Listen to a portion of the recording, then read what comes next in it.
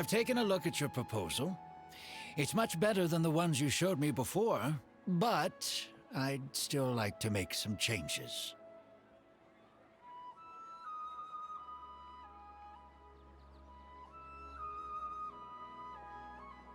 Oh, come on, not again.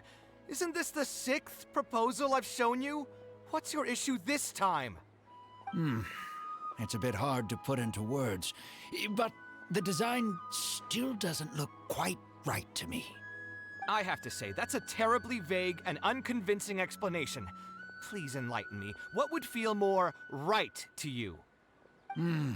For starters, don't you think this roof is jutting out a bit too far from the top?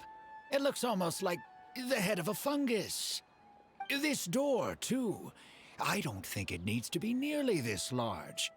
If you could reduce it to around my height, you could use the leftover materials to construct a few more rooms.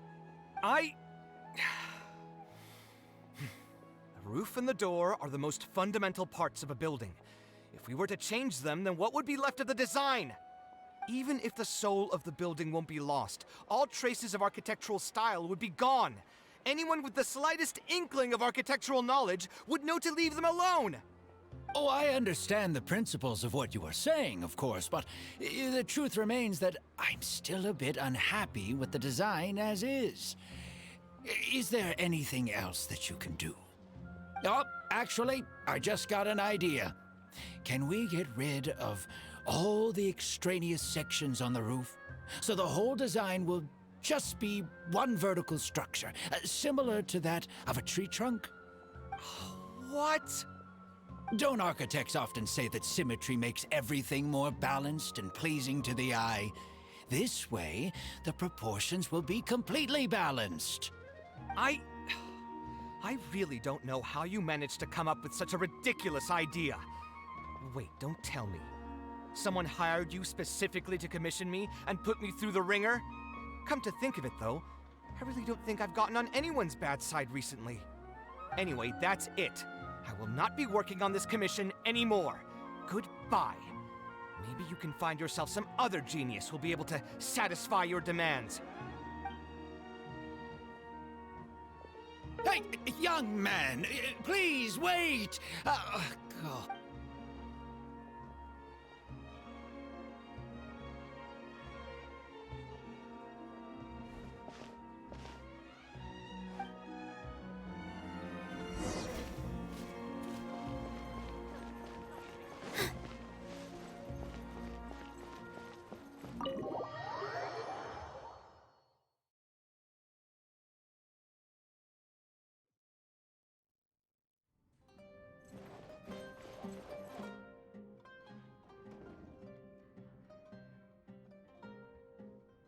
Taking this commission was truly the worst decision ever.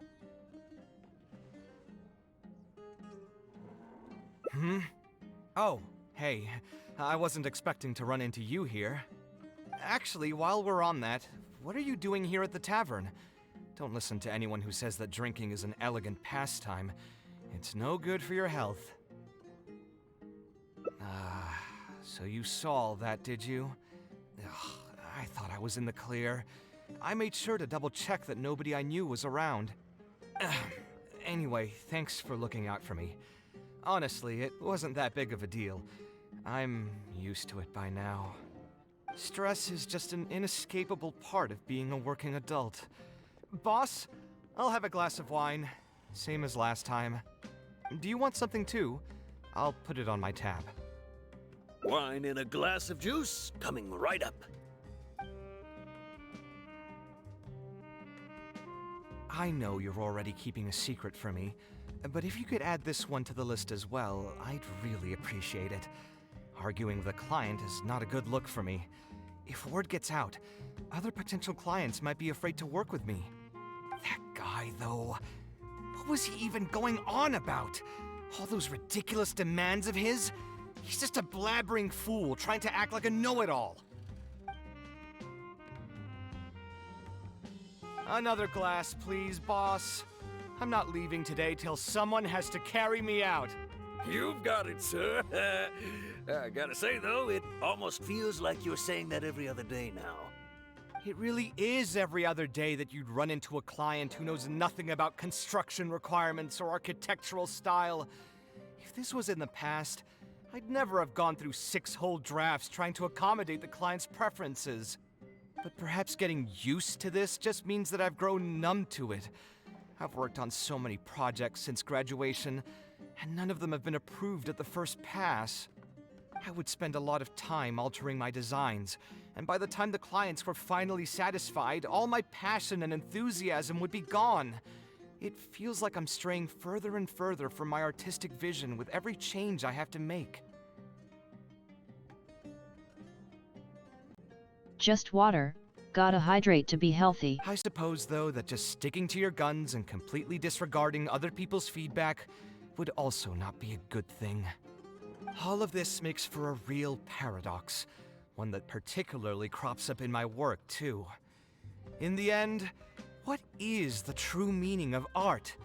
Should I see it as a divine gift of inspiration from the gods, or an expression of the light of my own wisdom? Here's your drink. How are you already spouting nonsense after just one glass? Your tolerance is usually much better than that. Boss, what do you think is the meaning of art? The meaning of art? Really, my friend, who in Sumeru understands art better than you? Anyway, I don't know about art, but I do know that I'm interested in business, and some patrons are waiting to be served. So, you'll have to excuse me for now. Just holler if you need anything. What do you think, traveler?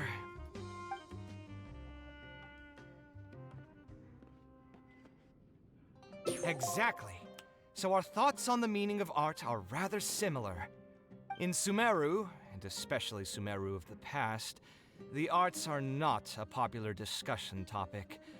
Trying to talk about the arts is basically the key to killing any conversation. It's too bad that I'm not in my best form today. Otherwise, we could have talked about this for a little longer.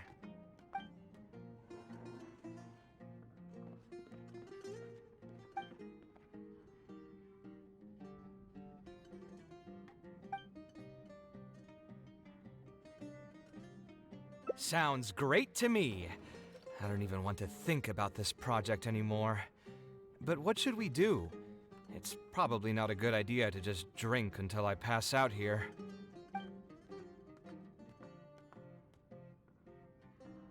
Huh? Where did that come from? I mean, it's not like it's some kind of secret. You probably already know some bits and pieces of my past. My mother is also an architect. I've always adored her drawings, and when I was young, I used to sit next to her and watch her bring all kinds of buildings to life on paper. You could say my interest in architecture just naturally grew with time. Perhaps. In fact, I have also seen my mother argue with her clients, but she would always quickly find the motivation to return to her work. Unfortunately, I've barely had any contact with her since she remarried and moved abroad. Even if I wanted to ask her about her ability to stay positive after an argument, it would seem rude to barge into her life again over something as trivial as that. I did remember something else, though. When my mother left, she only carried some small personal luggage with her. She left most of the belongings in the house to me. At the time, she even told me that it would be great if I could learn a few lessons from her life experiences, so my life and career could go a little more smoothly. I hadn't quite come to grips with my emotions, and didn't really have it in me to go through any sentimental items, so I just packed anything with memories away in a box and haven't reopened it since. It's been a really long time. Now that so many years have passed, maybe I have finally developed the maturity I need to face those memories without losing my mind. Yeah, I should dig it out and take a look. Huh? Sorry, I've had too much to drink and wasn't thinking clearly. You're right. I should do these kinds of things with the support of a friend. Speaking of that, I can call you a friend now, right? Either way, thanks for reminding me that I can invite you to come along. Had I just gone back by myself, it would have looked like I'm deliberately trying to keep things from you. Ugh, thinking too hard about the words is giving me a headache, so I'll just give it to you straight. Thanks to your advice, I have decided to put my current projects on pause for now, and spend some time trying to rekindle the passion for my craft. If you want to stick around and see how this will turn out, you'll be sure to encounter some bits and pieces of my past. Do you think you'd find that too boring? All right, then let's head back together. I mean, you already know where I live. Who knew that the day would come when I too would have some friends over? Let me see. I should have tidied up the place before I left the house this morning. Alhaitham shouldn't be home now either. He's usually in the records room at this time of the day. Anyway, there's no more time for drinks. I'll go take care of the bill.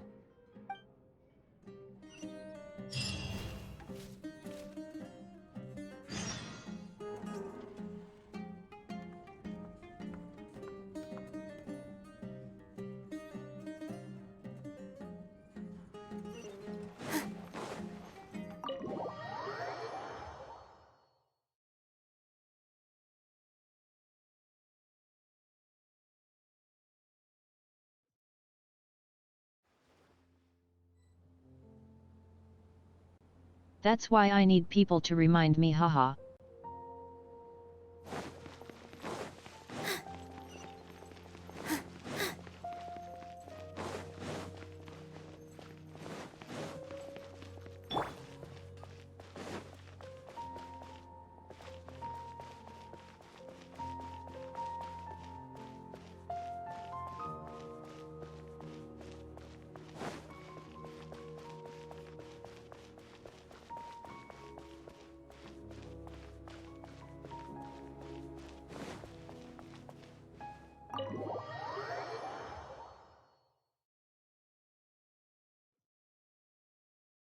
Alhaitham isn't in, so feel free to sit wherever.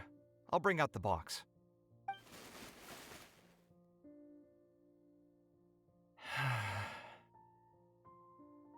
Oh, nothing. I just didn't realize how much time had passed. The box is pretty dusty, which means it's already been a while since I've moved into this place, and many years since my mother moved to Fontaine. I'm happy for her. I hope she'll be able to find happiness there. She raised me all by herself after my father passed away.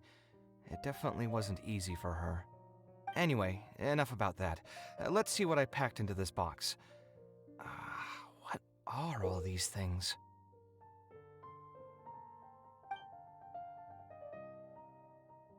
Oh, I remember now. This is a drawing I made in Port Ormos. Obviously, I wouldn't call it anything special now, but I was less than 5 years old when I made this drawing. That's more than 20 years ago. You could say it's pretty good for a child of that age. Now that I've said that out loud, I suppose I do have some level of artistic talent, right? Criticism and self-doubt have always been a part of the artistic process. Without criticism, there can be no improvement. It's normal for me to question my abilities from time to time. I admit that I may have spent a little too long questioning myself this time around, but as you know, the heart tends to dwell on whatever it pleases.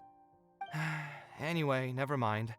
The more I talk about it, the less confident I feel. Let's see what else we have in the box.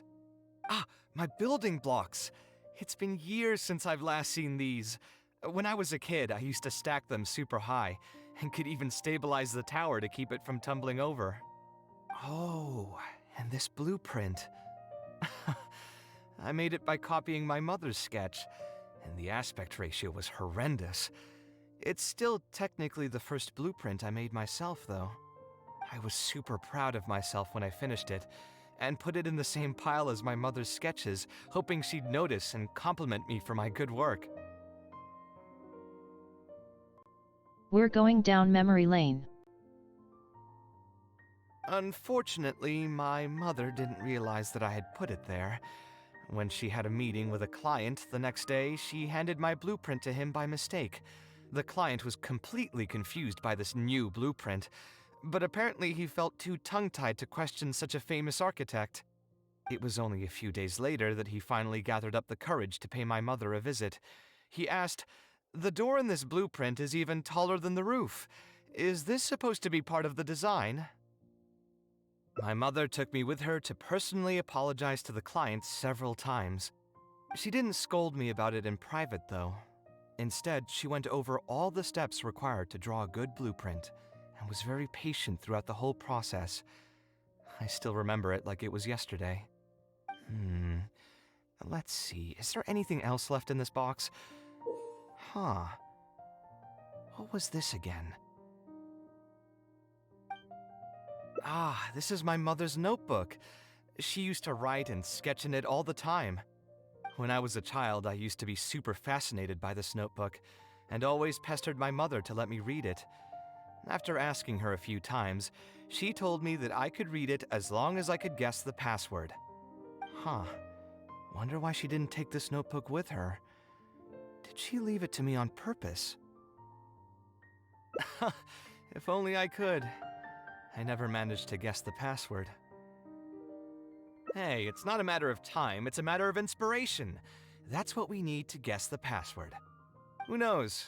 Maybe this time something will click in my head, and the answer will just present itself. Let me think. What could it be? I could tell what you were thinking. Don't worry, I tried all the easy guesses a long time ago. I've tried my name, my father's name, my mother's name, my grandparents' names on both sides, and all of our birthdays. I've tried every name and number remotely related to my family. I've even tried stuff like love you Kaveh, take care, and yours truly. I've tried every cheesy phrase and well-wish in the book, but this lock has refused to budge. I wouldn't try that route again. I have a hunch that it won't be that simple. Also, if she really did use something like that, she'd never hear the end of it from the folks over at Haravatat if they ever found out.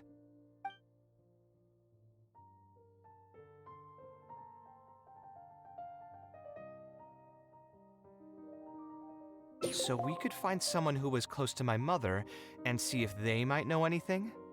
I see what you're saying, but who should we talk to for that? My mother was never really the one to be social. My father was the one with more friends, but all those connections were severed when he died. Let me think. Is there still someone at the academia who would know my mother? Ah, actually, there is someone. Professor Zaha Hadid. Huh, you've never really heard of her?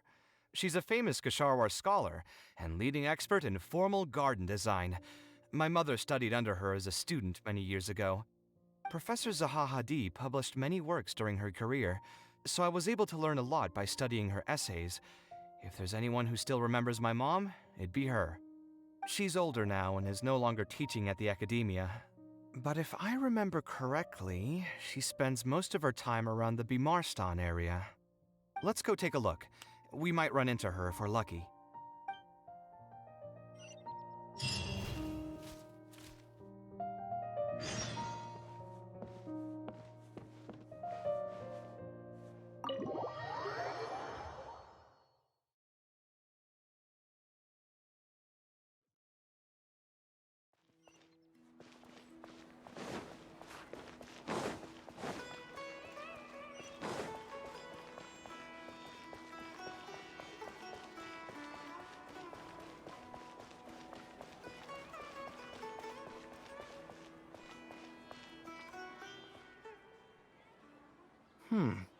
What am I supposed to do now? Forget it. I'll just head back. Tainari, what are you doing here? Oh, it's you. Good to finally see you again. I came into the city to buy some experiment reagents, hoping to bring them back with me to Gandharvaville. But as soon as I got here, I noticed someone banging on Cyrus's door. You've all heard of Cyrus, right? He's an ex-sage and Sino's adoptive father. I was thinking about going over to ask what's happening. That granny over there may appear old and frail, but her vocal cords certainly sound loud and healthy as ever. Granny? Yeah, She's just over there. You can go check out the situation yourselves in a moment. Kaveh, were you at the tavern? I had a quick drink or two. Can you still smell the alcohol? Drinking in broad daylight. Really? You want to pass out by the road and get run over by a sumpter beast like some mindless fungus, huh? And you, traveler? You didn't try to stop him? I...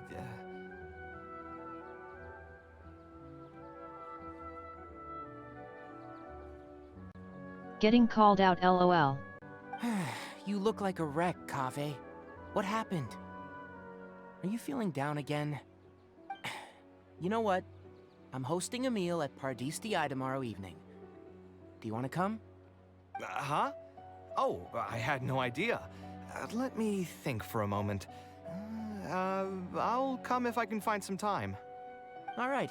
Then I'll plan on reserving 2 seats for you. I'll be heading back to Gandharvaville for now. I have a feeling that argument over there is going to continue for quite some time. It might be best if we don't get involved. A granny who lives nearby. Let's go take a look.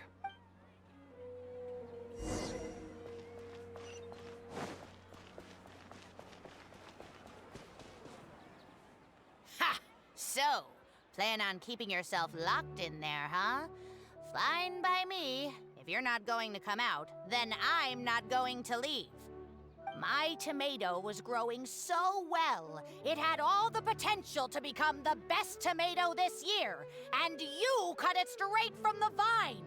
I already told you I had nothing to do with it.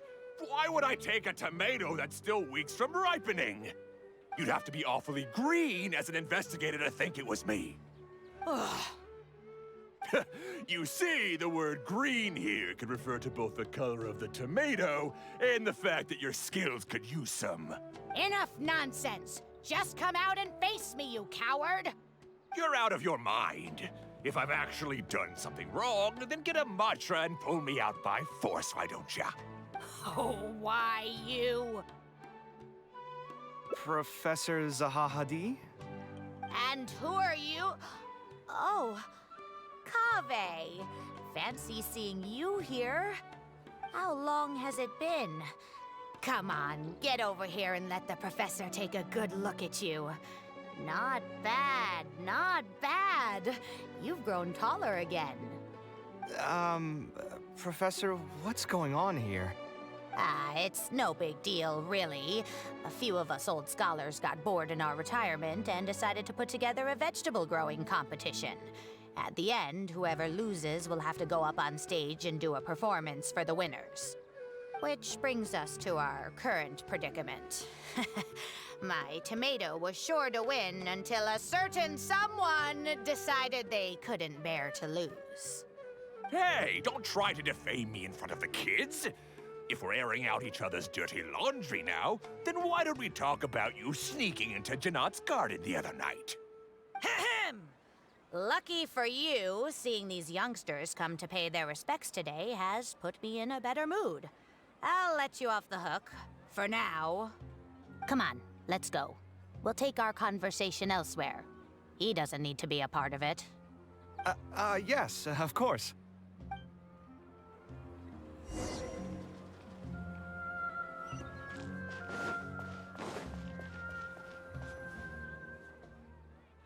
Is Faranak still doing well? Yes, as far as I know. She left for Fontaine some time ago and started a new life for herself. She's still doing work related to architecture, though. Ah, yes. I did hear about that. Did that upset you at all? No, not at all. She's already sacrificed a lot raising me as a single mother. That's good to hear. Your mother did struggle quite a bit those few years. It's probably a good thing that she found a new place to call home. Sometimes I wonder if things were harder for her because she was so beautiful. People were always drawn to her beauty first, only to realize she had a sensitive and vulnerable heart underneath. She was still quite young when she first joined my class as a student. Beautiful and radiant with her golden hair, yet quiet and single-minded. She seemed like a lass from some aristocratic house who was seeing the outside world for the first time. She had to make a lot of drastic changes in her life to raise you on her own. Even during her time in the academia, she was a thorough perfectionist. If she was unsatisfied with something she had made, she'd insist on redoing it, even if I was perfectly happy with it. She had many admirers, and they'd always fill up the first few rows of seats, hoping they could get closer to her sitting in the first row. If it were any of my other classes, you'd have found nobody sitting in the front.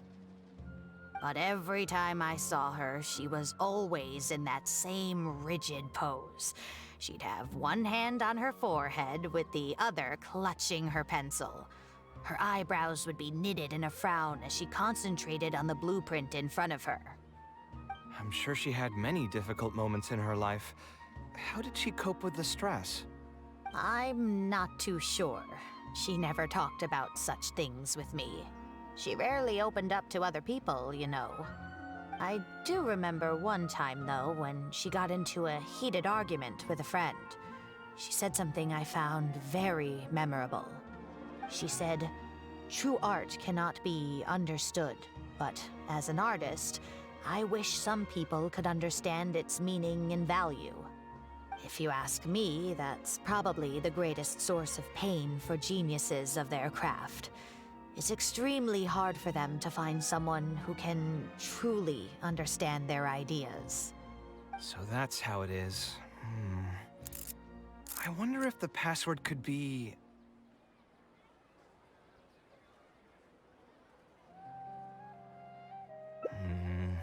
I tried both just now.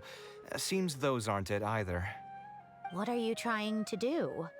My mother left her notebook to me, but it has a password and I haven't figured out what it is yet. I'm trying to learn more about her so I'd have a better chance at cracking the code. Thank you for all that you told us. It's the least I can do. Talking to youngsters like yourself makes me feel younger too. Honestly, looking at you now, I can see how much you resemble her. It's almost as if she's standing right in front of me again. Your personalities are quite alike, too. You're both stubborn and both a little awkward. Of course, I'm sure the similarities are mostly superficial. But so long as you continue to harbor those traits, you'll find a lot of difficulties in your work. I've taught a lot of students over my career, and in my experience, very few genius architects of Ksharawar ever found happiness for themselves. They would know exactly what they want to express and fight for it tooth and nail, which inevitably led to arguments with their clients. Some clients would choose to respect the architect's vision or just let the argument go because of the architect's reputation, but those are the rare ones. When Faranak first graduated, she was getting into arguments with her clients nearly every single day. I think it only got a little better when she met your father. I see. But could he understand the designs my mother made? No, I think they were probably beyond him, too. But despite that, he still stayed next to her, listening to her joys and sharing in her sorrows. Faranek had many admirers, but she ended up choosing your father. His support probably played a part in that decision. So instead of understanding, perhaps all we need is just companionship. Huh. It worked! Oh, was that the right password? Yes! Then you should be on your way, child. Find a quiet place and see what she wanted to say to you. Being the awkward person that she is, I suppose there were many things that Faranek could never say out loud. Instead, she probably left them in her diary, hoping that they would make their way to you one day. If you're ever in a mood to chat again, just come and find me here. You're always welcome to discuss architecture topics with me as well. Thank you so much, Professor. There's no need to be so formal. I'll let you kids go. It's time for me to take another stroll around the vegetable garden. I wonder what my mother could have written about. They all say Zaha Hadid's class is the toughest, but I think it's actually not too bad. On the other hand, though, structural mechanics is definitely a pain, no matter how you try to approach it. I doubled down and managed to get through it in the end. I met someone special. At first, I didn't think much of him, but now, I feel very happy whenever I get to spend time with him. We decided to name our son Kaveh. I don't think a younger me would have ever imagined forming such an intimate bond with another person. Back then, I lived only in the shadow of myself, as well as that of the dream in my heart. The bad news came. And even though it's been several days now, I still can't bring myself to come to terms with what happened. My eyes are so swollen, it's hard to see. What if they're all lying to me? And this is just a long, cruel dream? Well, this is a little heartbreaking. But I have to face reality. I still have someone to take care of. No matter what happens, I'll do my best to raise my son on my own. Huh? Is this a drawing? Seems like it was done by my mother.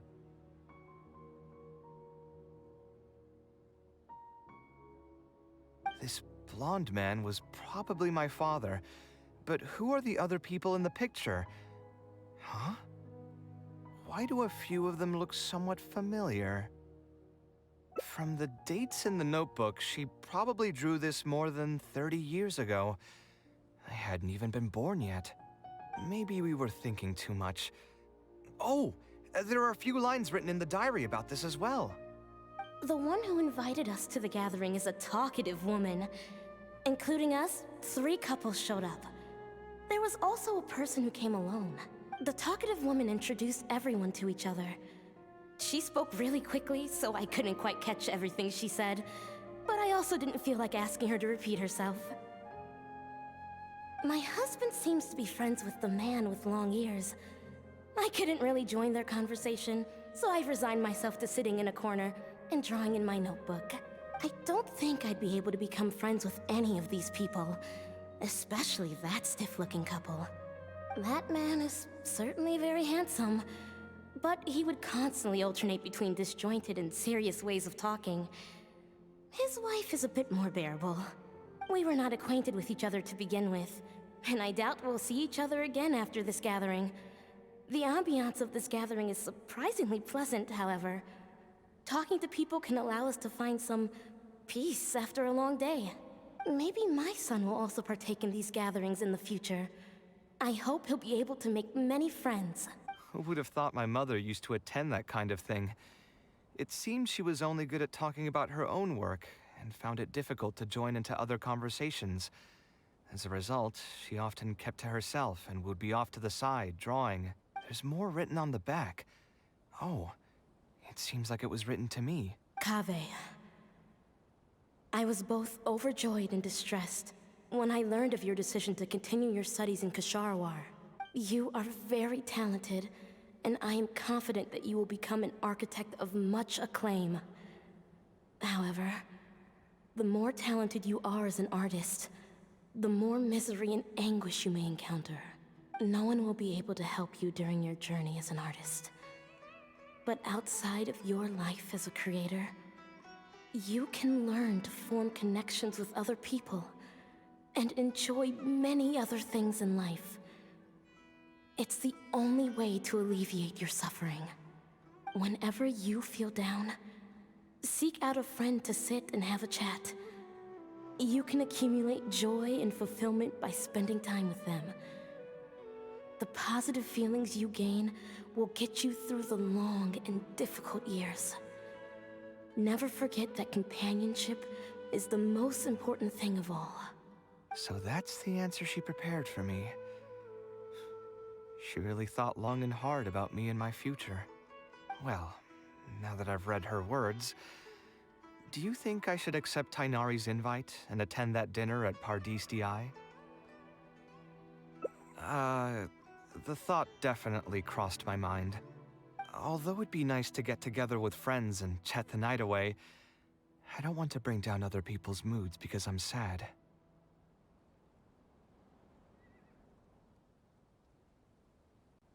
We need to go. Besides, don't most people hate the feeling of seeing their friends troubled and being unable to help? And what's worse, nearly all of my problems can't be easily resolved with some encouraging words or gesture. And don't forget, I'm also older than all of them. As their senior, I should appear to be a bit more responsible.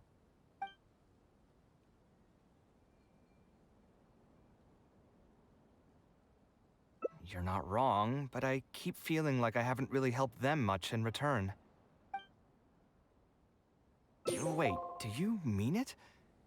You're not making fun of me, are you? I've gotten so used to sarcasm that I can't tell what's genuinely a compliment anymore.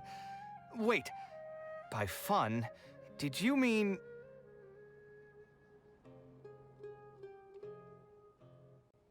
You will need to watch his character trailer later. You know what? I'm not going to overthink it. I'll see you tomorrow at Pardis Di.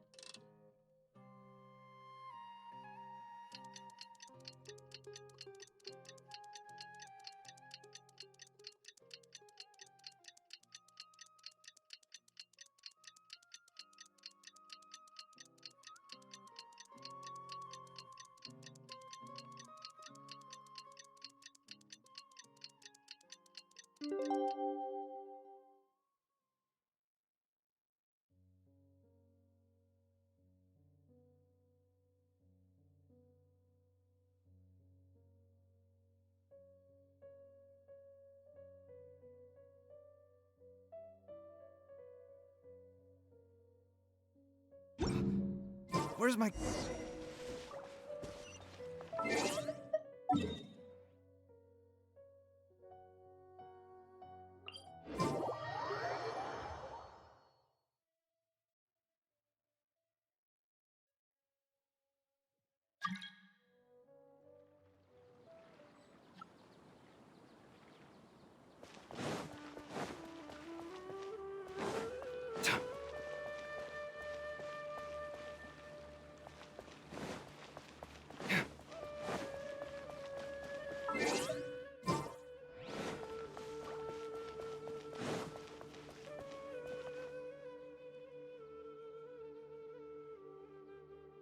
Alhaitham also got my invite, right?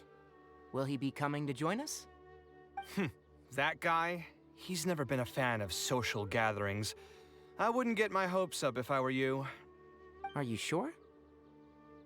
All right then. I guess we won't wait for him. Yeah, let's go. I mean, maybe we should give him a little more time. We can keep chatting for a while longer. Oh, sure. You still haven't told me, what's the occasion for getting us together here at Pardis Di? We're celebrating the end of the first phase of Kaveh's studies. I wanted to thank you all for the help you've given her along the way. Then where's Kaveh?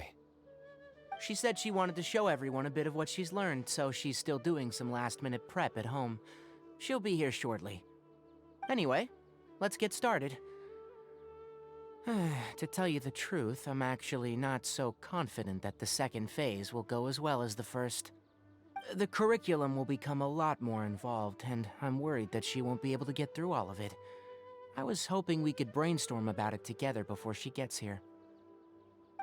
I knew this wouldn't be just a simple free dinner. Is that why you also invited Alhaitham? Yes, I thought it would be good if we could all put our heads together about this.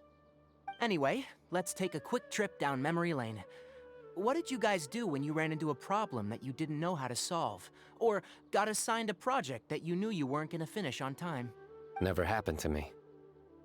I'd just pull another all-nighter. You two are hopeless. Does anyone have a more useful answer to the question? Ooh, that's a good point. Confidence is the most important thing. Once you lose your sense of confidence, it'll become all but impossible to find the motivation to study. This could be a potential direction. I have already redesigned the literacy curriculum, and I was originally hoping to ask Alhaitham for his opinion. But It's very simple.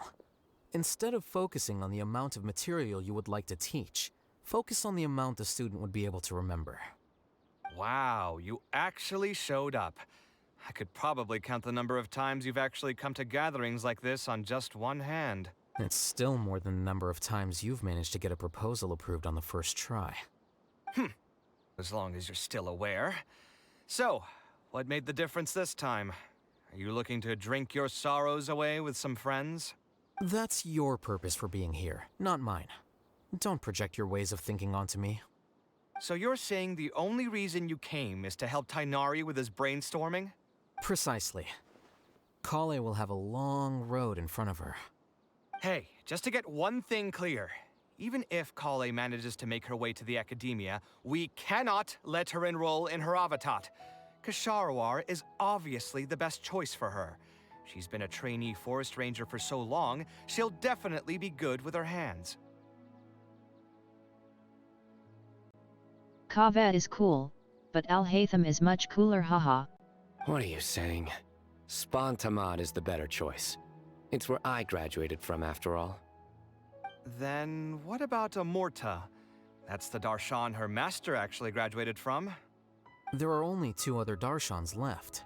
We might as well select all of them on her enrollment application. I'm trying to have a serious discussion here.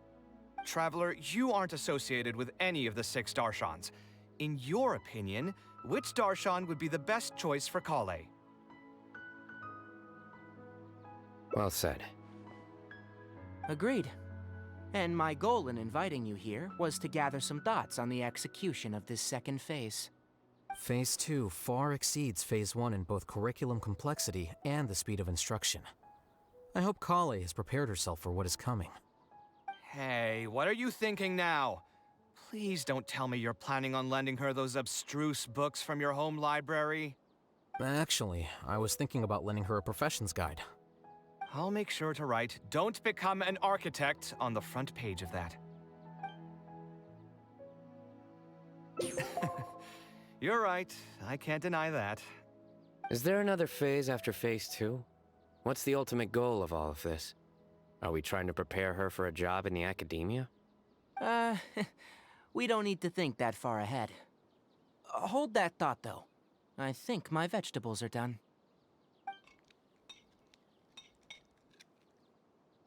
I'm telling you, that client had no idea what he was talking about. No matter what I did, he had something bad to say about it. Have you considered finding another client? They're all the same. I haven't had a good night's sleep for months now. Who do they think they are, ordering me to alter my design over and over again just because they have some Mora? This poor guy needs some rest. It's too late now to change careers. You might as well try to find some joy in the pain.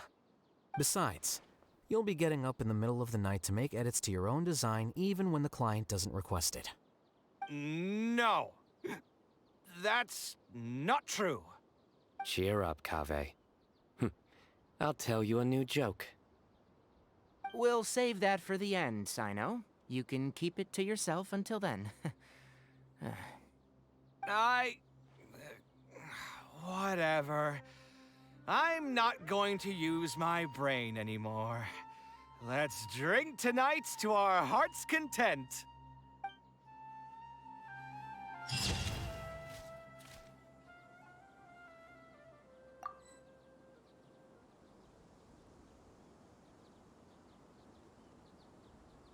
My latest design's getting there, but there's still room for improvement. Better make my finishing touches before the deadline.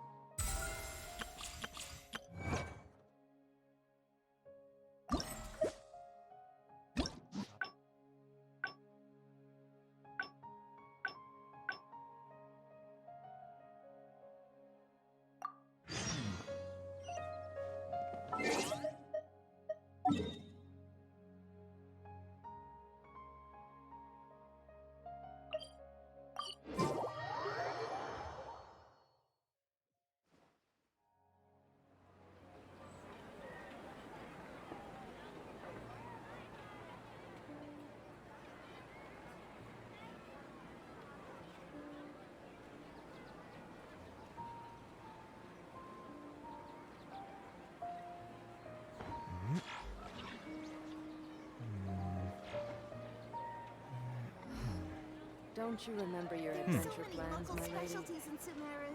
I want to buy more.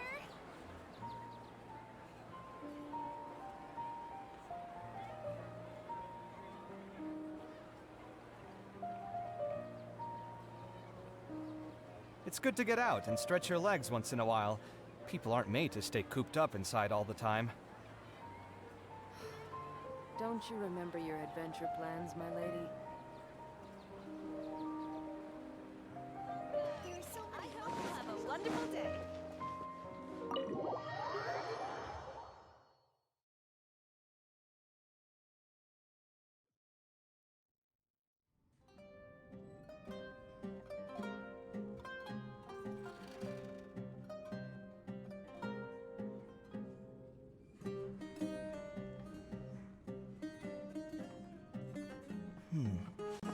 Hope it went well.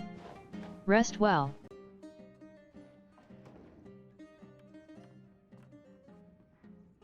Taking this commission was truly the worst decision.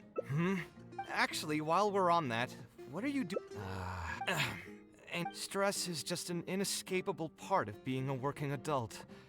Boss, do you want something too? I'll put it on my tab. Wine in a glass of juice? I know you're already keeping a secret from me. That guy, though. Another glass, please, boss. You've got it, sir. It really is every other. But perhaps getting used to this, I would spend a lot of time. I suppose, though, that just sticking to your guns and all of this makes for. Here's your drink. Boss, what do you think is the meaning of art? The meaning of. Anyway, I don't know about art, but I. What do you think, traveler? Yes, art shouldn't be self-indulgent entertainment saved for the elite. Let's say that I built a house for someone. If they don't like how it looks, then no matter how brilliant it may appear to me, they won't be happy with it. The problem is that it can be very difficult to get validated by others. I could compromise my personal standards to accommodate my clients, but often that just means creating a final product that I would struggle to look at.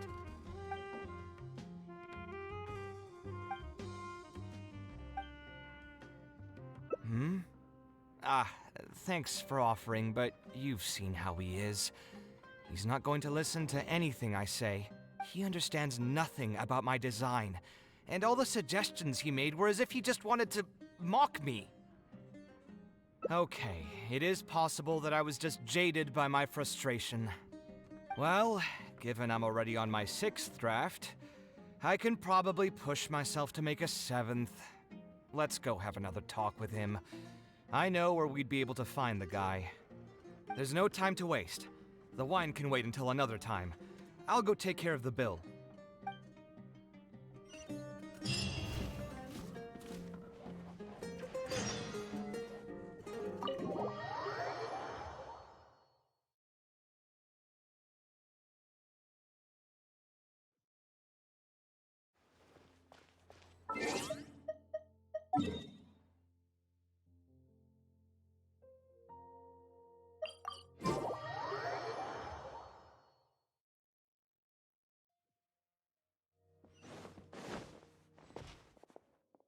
Kaveh, what are you doing here?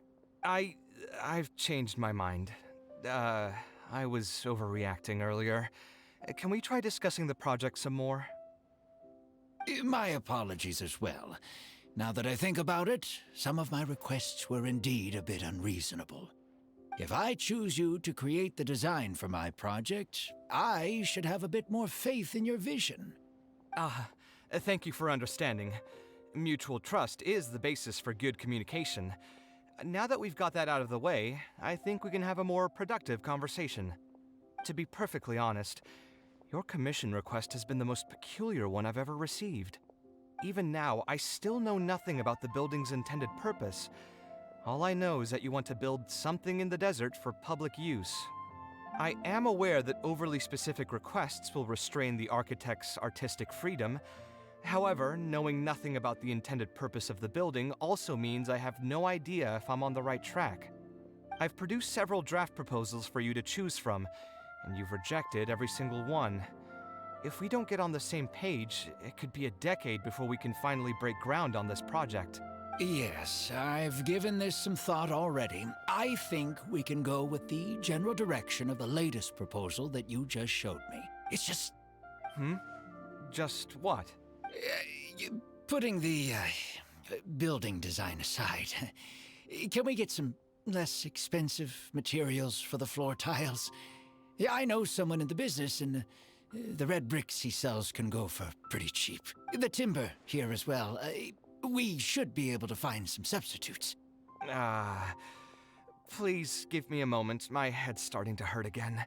Just please hold on for a second. So, let me get this straight. You want to reduce the cost of the project, right? But if we implement your suggestions, then I'm afraid we have to scrap the entire design. Architectural design cannot be neatly split into discrete parts. Any change to one part of the design will affect the quality of the whole thing. I decided to utilize high-end timber for this section because the weight-bearing structure requires the supporting materials to be durable and strong. Same with the tiles. Switch them out and the entire mural will have to be redesigned. More importantly, if we make such a change, both its practical functionality and aesthetic value will take a great hit. If all you need is a building with a roof that can keep people dry in the rain, you shouldn't have commissioned me. Many architects would be able to build you one of those while charging far less in commission fees. Actually, Please tell me, are you absolutely sure that there's no room for any changes in this draft of the design? I think the most important thing for me is to understand what you would actually like to get. If you could tell me more about your vision, I might be able to work with the design some more. You are the client, after all. You should have the final say on how the project turns out. I want to build something unique. Something quiet and warm inside. A refuge that can block out the world outside. I want all who enter this building to be able to temporarily forget everything that's going on outside of the building and just focus on their task at hand. That's a bit more information than last time, but it's still extremely vague. To put it another way, every rich person who wants to build a mansion for themselves would request something like this. We've gone through many proposals, and this draft is already the cheapest one. Cutting costs by substituting building materials will not only detract from the overall effect of the building, it also won't save you much more in the grand scheme of things. Thank you for giving it so much thought. Please, give me some more time to mull over the budget. I'll get back to you once I've figured out a solution. I still have a few business meetings that I must attend, so I'm afraid I'll have to leave for now. You can just leave the proposal as is. I'll get in touch once I've given it some more thought.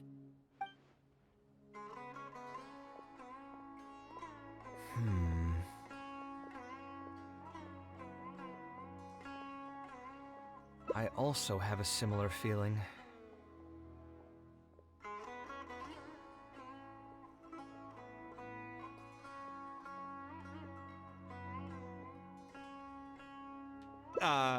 Is that really okay? I mean, what he does now is none of our business. He does seem really suspicious, though. He dresses like a rich person, but when you talk to him, he hardly sounds the part. That's actually pretty common. Not all rich people are spendthrifts. Many are just, as if not more, stingy than him. The more mora some people have, the more they love interfering with people's lives. Like constantly reminding you to pay back your debts, or hinting every other day that it's time for you to pay rent. Actually, now that I think about it, I'm not even sure this person really wants to work on this project with me. Putting his vague requests aside, he's still finding excuses to procrastinate even when we've decided on a plan. Who knows how long construction will take if he keeps delaying things like this? We should find him again and get some clearer answers. The sooner we can break ground on this, the better.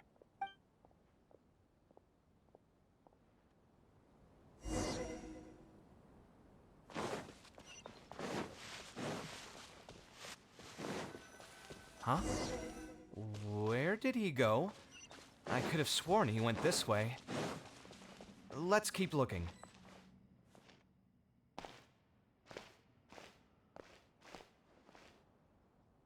Oh, hey, look! Isn't that Badawi? It sure looks like him, but he's dressed completely different now. What is he up to? Didn't I tell you before? I'm not looking for more workers. Plus, aren't you a bit old for physical labor? If something happens to you, I won't be able to pay for it. Oh, you won't have to worry about that. I grew up as an Eremite mercenary and worked in the desert my entire life. My body's still in great shape. I don't have many talents, but I still have my muscle. If you need someone to unload goods or drive away sumpter beasts, I'm your man. You used to be an Eremite mercenary? I know there are a lot of bad apples in our ranks, but most are just trying to make a living. We're not that greedy by nature, and we'll do our best when given a job. Let me think. I'm sorry, but I still can't take you in. I don't have any open positions right now, and don't have the mora for anything more. How about this? Why don't you try your luck somewhere else? Okay. He used to be a member of the Eremites? Huh. From the way he was dressed, I would have thought he was a merchant from the rainforest. Let's ask him about it.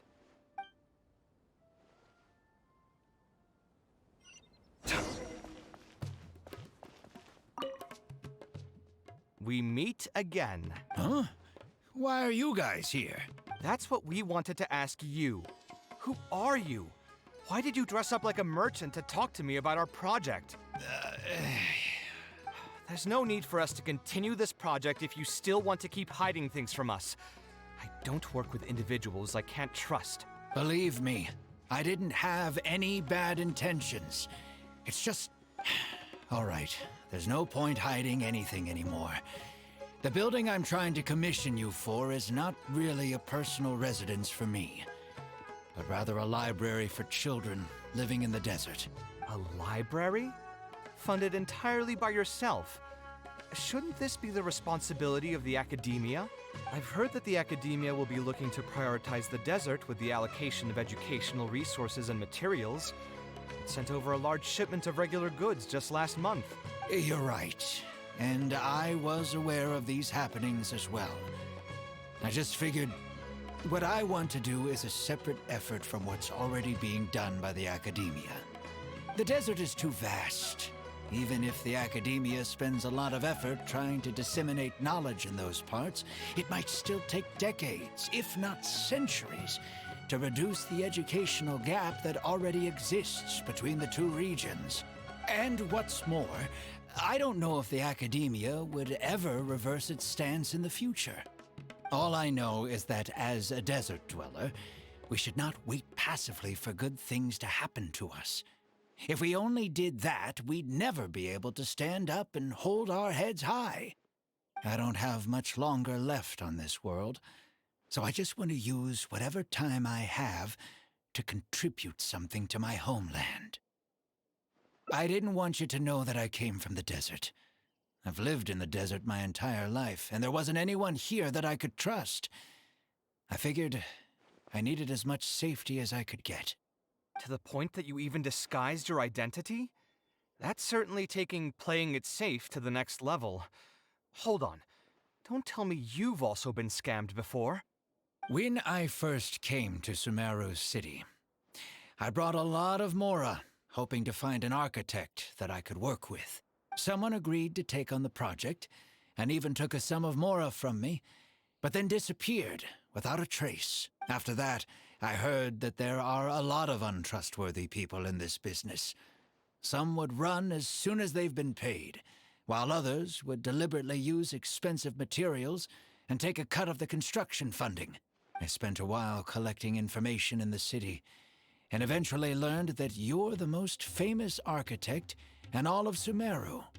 I figured that you wouldn't need to make Mora by scamming people, so I decided to reach out to you. By the way, how did you know I was scammed? I don't think I've ever mentioned that to anybody. Just a hunch.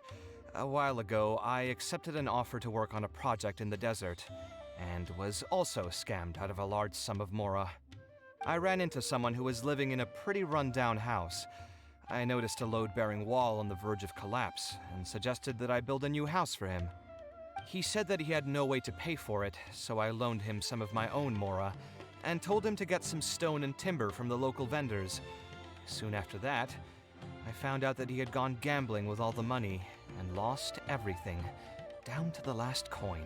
And after that, he even borrowed Mora from me twice more, using a different excuse each time. I didn't even suspect him of any wrongdoing until he hired a group of mercenaries and tried to ambush me in his own house. According to him, I looked like an easy target because I was an academia scholar who didn't have any family or friends in the desert. What kind of person would just look at someone else and think, this guy looks like an easy target? Those kinds of things do happen every once in a while, yes. Folks like him are the exact reason why us desert dwellers' reputation have gone down the drain. I must apologize to you on their behalf. It's all right. You were also scammed by someone from Kasharwar after all. I should apologize to you on their behalf. Ultimately, neither of our experiences had anything to do with the desert or the rainforest. People who are new to an area are always easy targets for criminals. Yeah, you'll find both good and bad people everywhere. I can't understand the logic of those who like to take advantage of others, but I have to accept their existence as a fact of life. Anyway, I digress. Let's return to the topic at hand. Did you keep rejecting my designs because you thought I was deliberately using expensive materials to take a cut as a middleman? That's what I was afraid of initially, yes. I eventually understood that you weren't out to cheat me. But unfortunately, I still don't have nearly enough Mora to pay for the design you proposed. I've done the math, and know that we should be able to make it if we cut some corners. However, after our conversations, I can see that you're passionate about your design, and I'm quite fond of the proposal as well. So, I decided to try and see if I can afford your proposal as is. I've been looking for work every day, and in another month, I should be able to cobble together enough Mora to meet the budget. By cobble together, you mean you're going to spend your entire life savings on this project? But then, what will you do if something unexpected comes up, and you find yourself stuck with no emergency fund? To be honest, I haven't really thought about that. I mean, when you've lived to be my age and something happens, you can't really call it unexpected anymore. All I want is to build this library before I leave this world, so that the children of the future would have some books to read, and the desert dwellers would be able to learn their letters and pick up some practical knowledge. A while ago, I heard that the academia had decided to recruit a number of exceptional children from the desert. Of course, this is welcomed news. But as someone who spent their entire life in the desert, I still have a few concerns. I know the desert life and can predict what the problems will be. Many children from the desert have had neither the interest nor the proper environment to learn. So even if the academia would take them in, Once they enter the halls, they might find themselves surrounded by other children who look and act very differently from them. And as a result, they might become socially isolated. Yes, I can imagine that. My father passed away at an early age. Even though I had a good number of friends during my years at the academia, for some time I still sensed many critical looks in my direction. I'm sure a child coming all the way from the desert will have an even harder time. But let's bring this back to the building itself. I think you said that you want this building to be quiet and warm, with its doors serving as a solid barrier to block out the sound and fury outside, and allow one to focus on the book in their hands. Building it according to the current plan will be quite costly. Even if I don't charge you any commission fees, I don't think we'd be able to keep it under your budget. Any ideas on what we can do?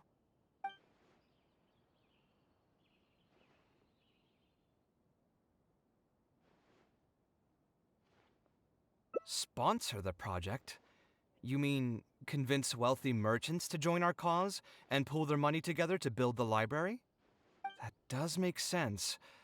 A library is a big project, and it's going to be hard to fund it with just a single person's mora. What do you think? If we can find others to sponsor the project, we could potentially increase the size of the building 2- or 3-fold. It's all fine with me, but where do you think we'll be able to find these sponsors? Well, you're right. If I really think about it, I'm not too familiar with many big-name merchants. Her? Hard pass. With her shrewd and greedy personality, she would never put Mora into something like this. Now there's an idea. She probably won't say no if all she'll need to do is to make some introductions instead of spending Mora. Let's go and pay her a visit.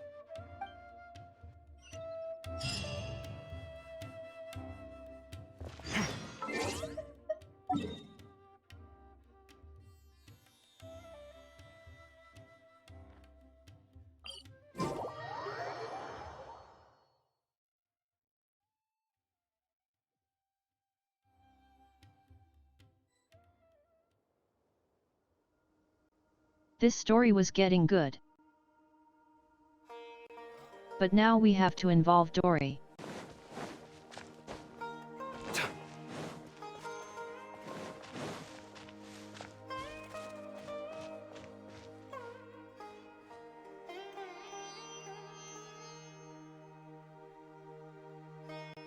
She's rich and no one likes her.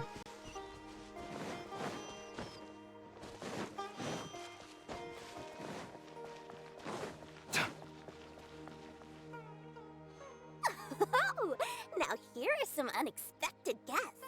What brings you to the Palace of Alcazar's Ray? When I saw Kaveh, I almost thought it must be that time of month again.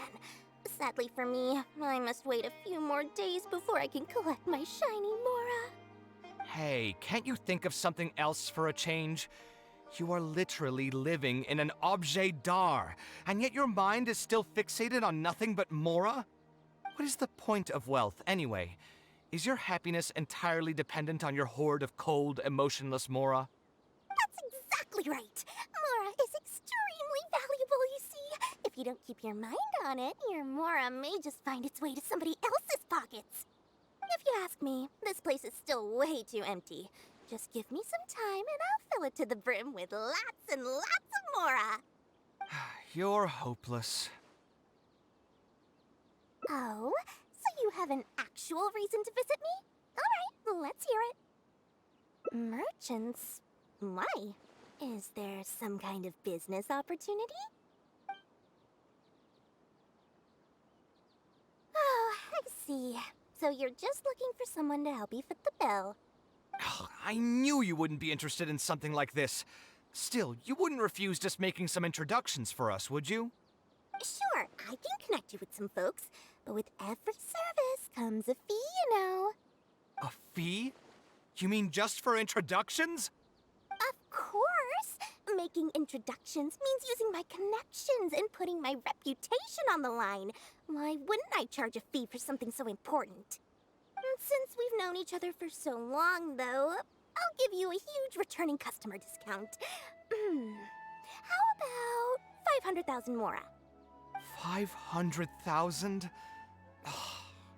I guess that's okay. But why are you charging a fee before we've even secured any funding? That just doesn't seem right. Besides, by helping us out, you'd be doing a great service to the public.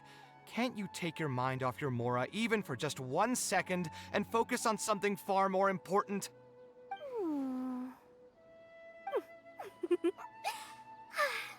Very well. Since you're so passionate about this project, I'll help you out and waive the introduction fees. 3 of my business partners came by earlier today to discuss some things with me, and they still haven't left yet.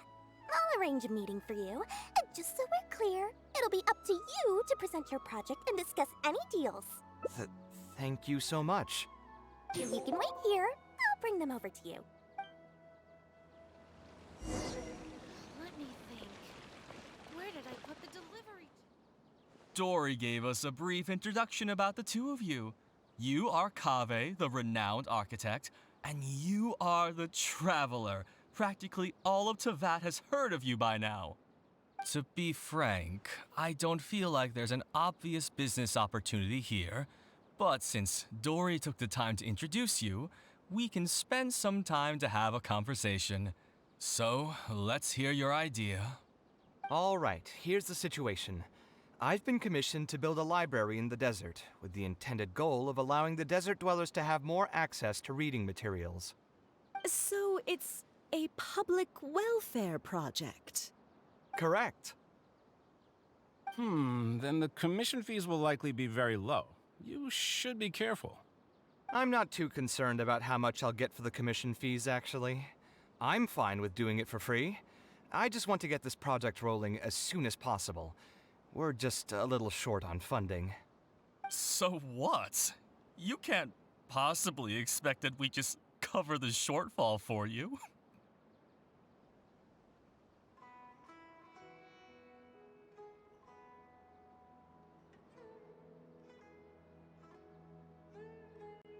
This dude is gonna be real helpful. Besides, what does a library in the desert have to do with us?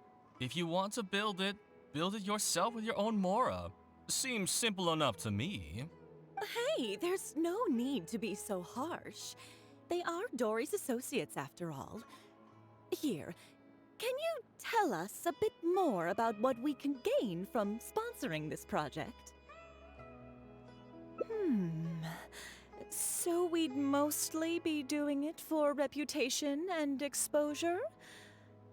There is some value to that. It could make doing business in the desert a bit easier.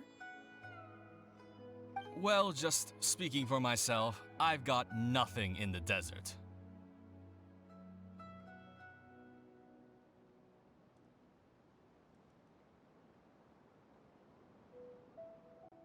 Speaking for myself, you can jump off a cliff. I also have a concern. It feels like there's not much to profit from in the short term. But in the long term, the reputation gain also doesn't sound like it'd offset the cost of the sponsorship. Then how about this?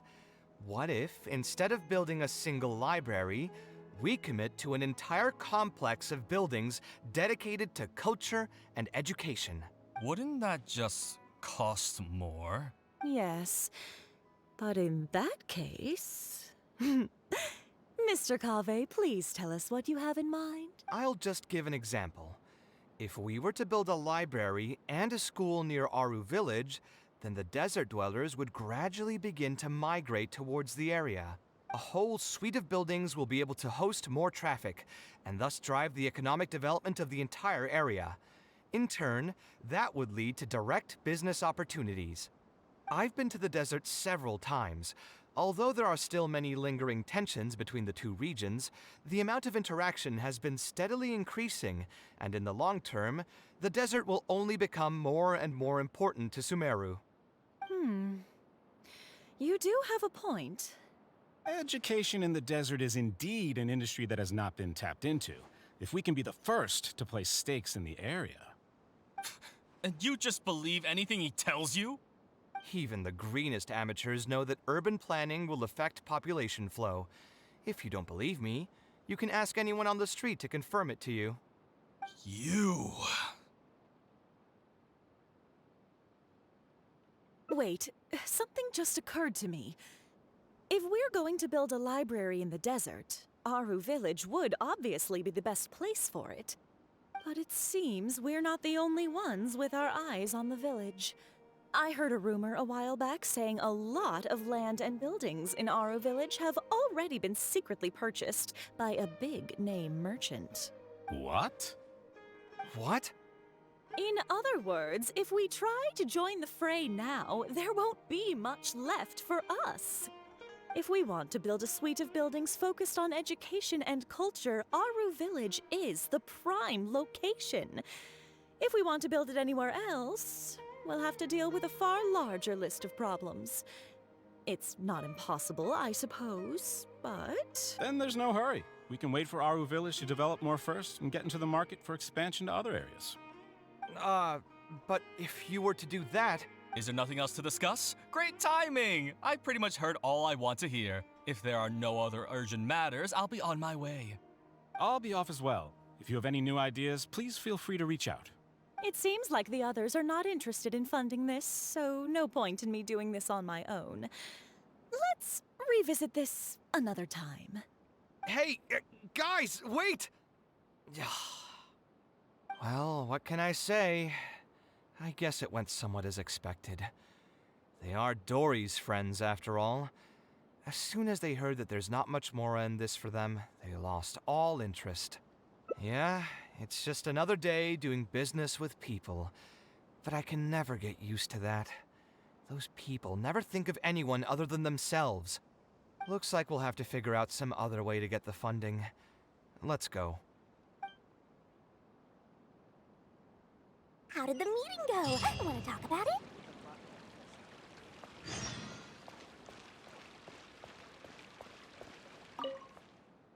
Oh, where did all that passion go from earlier, I take it you weren't able to find a sponsor for your project? Please don't tell me that you're here to mock us. What kind of person do you take me for? Would the kind and generous Lord Sangama Bay really do such a thing? I will say, though, I more or less expected this outcome even before I introduced them to you. You can try to talk up the project all you want, but the facts will remain the same. This project is high investment with slow returns. No sane person would put their money into this. But this isn't just a business project, right? Also, if you already knew no one would want to partner with us, why did you still try to charge me 500,000 mora? You scammer! You might want to remember who your creditor is before you start talking like that, Kaveh.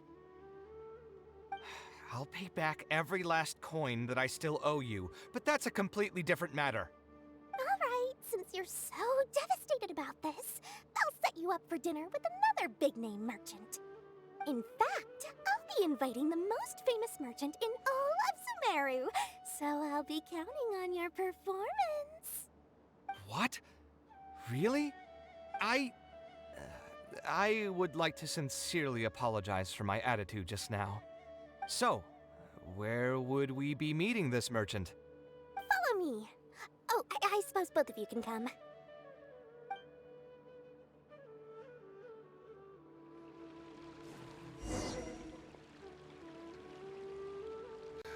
That I could actually believe.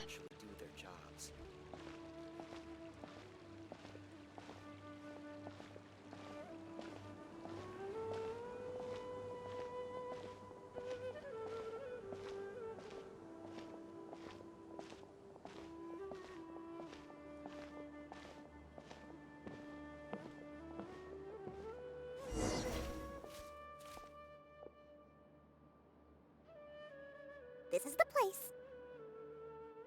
You said you're going to introduce us to the most famous merchant in Sumeru. Well, where are they? I'm not quite sure, haha. You still don't get it, huh? The most famous merchant in Sumeru. Huh? So you meant yourself all along? Then why did you bring us here? Well, I've given it some thought, and that complex of education and culture buildings that you mentioned does hold some promise. It'll be a pretty big Mora sink, and I'll have to fund it all on my own, but that's not really a problem for me. Seriously? Where's this generosity coming from so suddenly? Are you trying to scam me again? The reasons are not important. What's important is that I'm willing to help you. However, you know just as well as me that once this project actually breaks ground, it'll start sucking Mora from my pockets like crazy. So, to cut costs... I get it, I get it. I won't charge any commission fees, and I'll take responsibility for the entire project. Splendid! Then let's sign the contract right away.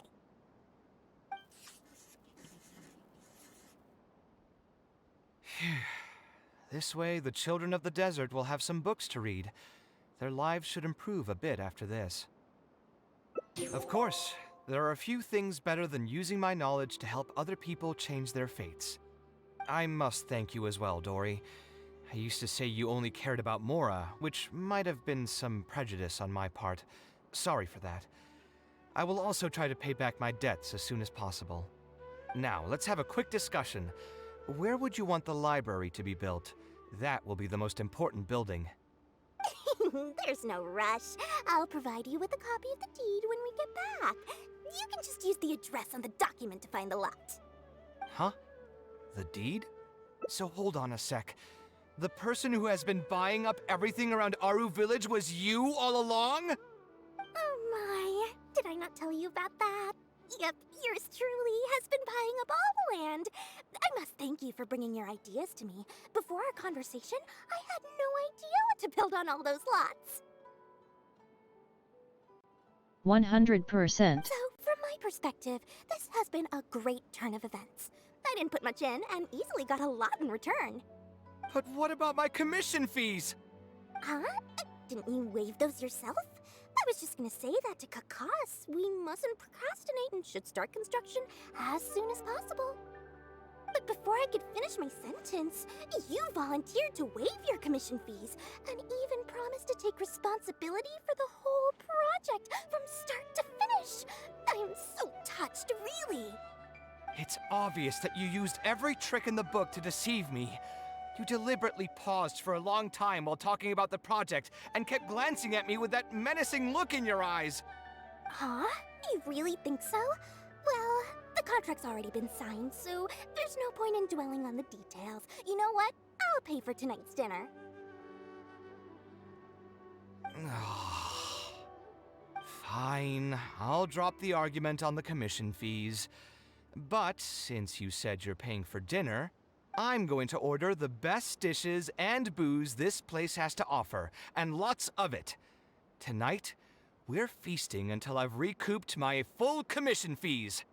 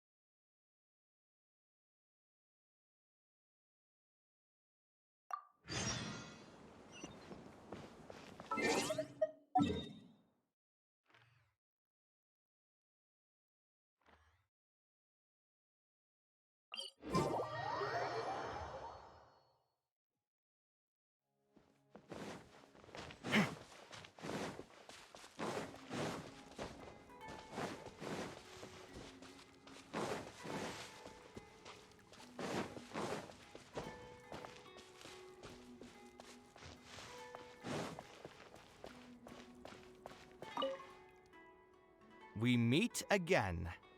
Huh? That's what we want. There's no need. Believe me, Or A library? I've heard that the academia will be looking to you're right. The desert is too vast. Even if the academia spends a lot of effort trying to disseminate knowledge in the... And what's all I know, I don't have much longer left on this world. So I just want to use whatever... I didn't want you to... To the point that you... When I first... Someone agreed. After that, I spent a while... By the way... Just a hunt. I ran into someone. He said that he had... And after that, according to him... Those kinds of... It's ultimately neither of our... Yeah, you'll... Anyway, That's what I was... I've done the math. So... To be honest, all I want is to build this. A while ago, I know the desert, so even if the... Yes, my father passed away. I'm sure a child coming all the way from the... But let's bring this back. Building it according to the...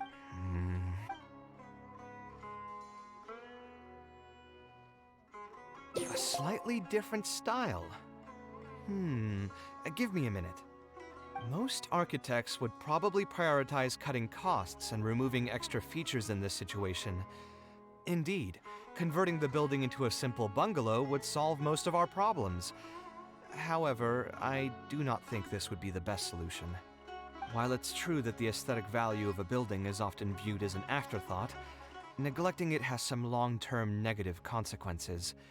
It is especially undesirable in this situation, as the library will serve a high number of children, many of whom would have never been exposed to structures that may be considered elegant or beautiful. To completely give up on the more aesthetic design would mean stripping the children of an opportunity to appreciate the beauty of architecture. I share Badawi's sentiments in wanting to preserve a more complex design. However, if we can reduce the ornate aspects of the design while maintaining its fundamental elegance, which is to say we won't touch the arches and stone pillars, but make changes elsewhere. This is definitely a first.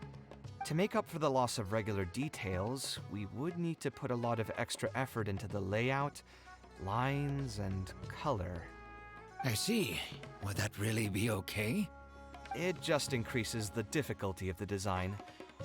You should feel lucky that out of all the architects in the city, you chose to approach me. Most of the others would have given up on this project by now. As for inspiration, I think I might have something in mind, but I'd need to visit the site to make sure. Where do you want this place to be built? Tell me the exact location. Aru Village. Although it wasn't my childhood home, I think it'll be the best site for such a building. Okay, then we can pay a visit to Aru Village. Is there something I can do for you? I've already caused you a lot of trouble before, and now you're revising the design again because of me. Which draft are we even on now? It's making me feel terribly guilty. Let me think. You said you used to be an Eremite mercenary, right? In that case, you could help us clear out some monsters that are blocking the way to Aru Village. We want to keep the roads clear, and reduce the loss of materials during transport to a minimum.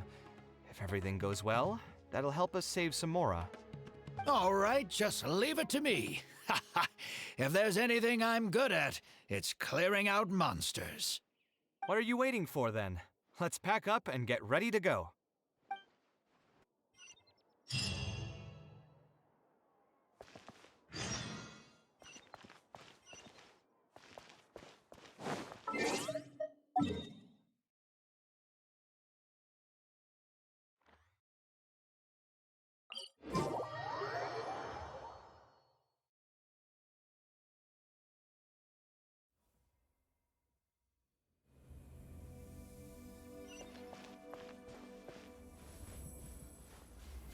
Come at me!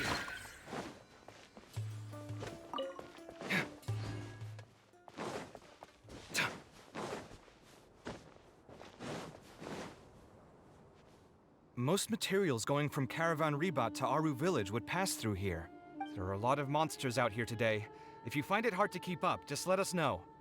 Oh, don't worry about me. This is nothing. I'll be careful, though, and you should do the same.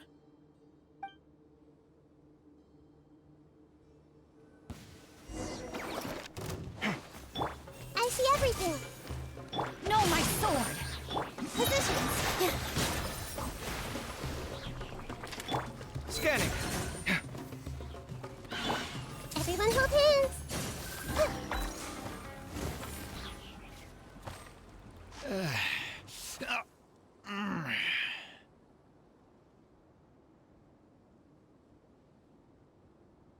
I'm fine. I've spent my entire life fighting these kinds of monsters in the desert, after all. They won't get the best of me.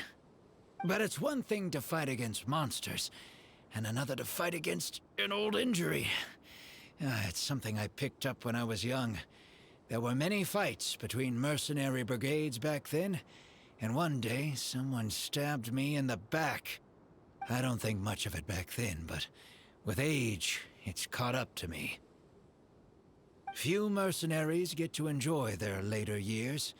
Failing health tends to take the joy out of reputation and wealth, and many mercenaries never even made much of the latter to begin with. Is there someone you know who can help to look after you? Unfortunately, no. My wife passed away at an early age, and I don't have any children. Sometimes I'd close my eyes and realize most of my life story has already been written. I have many regrets about my past, but at the same time I also know that there were never many options for me in the first place. I joined the Eremites when I was young, and won many battles with them. My survival was more a matter of luck than actual ability. If at all possible, I want future children of the desert to have some more options in life. I don't want them to turn out like me. My apologies. The older we get, the more we tend to ramble. Seems like we've already cleared out most of the monsters. Let's hurry over to Aru Village.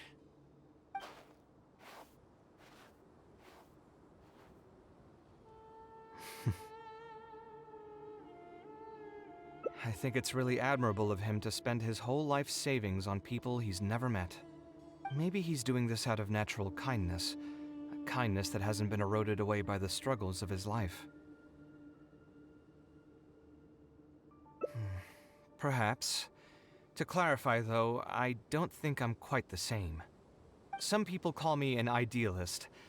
I do have some sentiments of that general persuasion, such as wanting everyone to be able to lead a happy life. But my situation is more complex than that. In the beginning, what drove me to harbor those thoughts was less idealism and more a desire to make up for a sense of guilt. When I was young, I impulsively encouraged my father to take part in the first Inter-Darshan Championship, hosted by the Academia. He set off confidently hoping to win something for me, but failed to clinch the title. What's more, he fell into depression after the competition, and requested to join an investigative research project in the desert. I never saw him again. Word has it that he got caught in quicksand. Even if other factors may have contributed to his death, the fundamental cause still circles back to me. I started doing many things in life because I wanted to make amends. Even in cases where I couldn't do something for a specific person, I still did whatever I could. I think I just wanted to make myself feel a little better.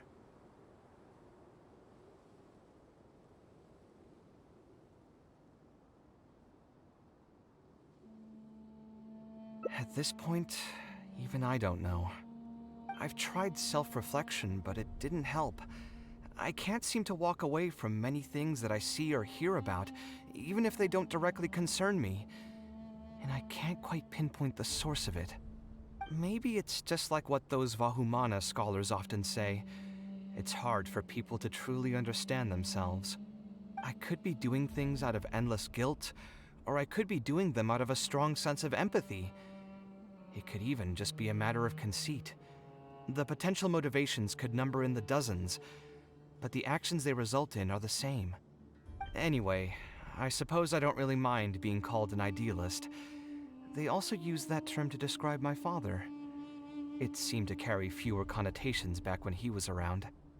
I've known Al-Haytham for many years now, and discussed my ideology with him for nearly as long. Maybe argued is a better word for it. He told me a long time ago that no matter how strong of a swimmer you may be, you'll still get dragged under by the others who are drowning once you run out of stamina. He believes this is the fate that awaits all idealists. I still believe I should live by my ideals, and I've given him countless reasons why I think it's a good idea to do so. Perhaps my ideals are flawed, but are there really any perfect things in this world? Unfortunately, he remains unconvinced. His personality is the exact opposite of my own. If someone happens to drown next to him, he'll most likely stand on the shore and mumble something along the lines of respecting other people's fates. But as you can see, I'm not the only idealist in the world. Just as there are different seasons, there are also different people. There are many others who will continue to care about the fates of those who are not directly related to them. And when I finally run out of stamina, someone will also reach out and bring me back to shore. Someone will help me, right? Yes, I've already been helped like that before.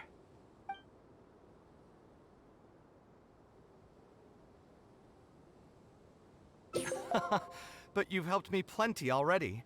If you didn't reach out to me, I would probably be passed out on the tavern table right now instead of talking with Badawi. Either way, I'm feeling much better than when you first found me at the tavern. I can feel inspiration already welling up inside of me. Maybe this will be just the opportunity I needed to create a whole new style. All right, let's head to Aru Village.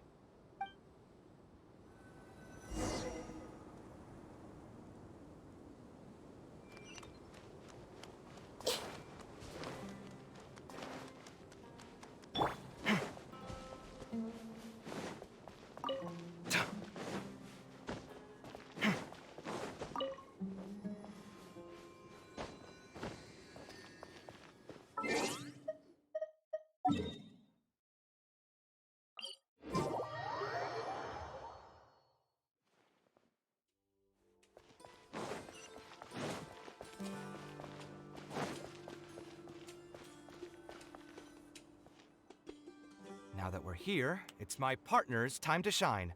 Marak! Oh, what's this? My toolbox. I built it using an ancient mechanical core. It's not too smart, but it's super useful and can help me with a variety of tasks. I'll take Marak and find a suitable location for the building. Once that is done, I'll get to work on a few designs. Traveler? Ah, you know each other? Hello. I suppose you must be Kaveh from Kasharawar. I've heard of you before. My name is Sitaria, and I'm currently the person in charge of promoting educational assistance programs here in the desert. Educational assistance programs? Then you must be familiar with the local conditions here. I can't say I'm too familiar just yet, but if you have any questions, I'll try my best to answer them. I've been commissioned by Mr. Badawi to build a library in the desert. We've settled on the general design direction, but we are trying to finalize some details based on the conditions around the intended location. A library? Do you intend to open it to the public for free? That's right. I want to make sure the children will have books to read. That's fantastic! I'm sure the children will be thrilled. Right now, we don't have access to many paper books or a quiet place to read. Truth be told, this very thing has been keeping me up at night. Let me get straight to my questions then. Can you estimate the number of children around here who'd be interested in reading? Besides the usual noise of village pedestrians, are there any other sources of noise in the village? Oh, and have any landslides occurred here recently? And also, where are the spots around the village that have been most affected by wind and erosion?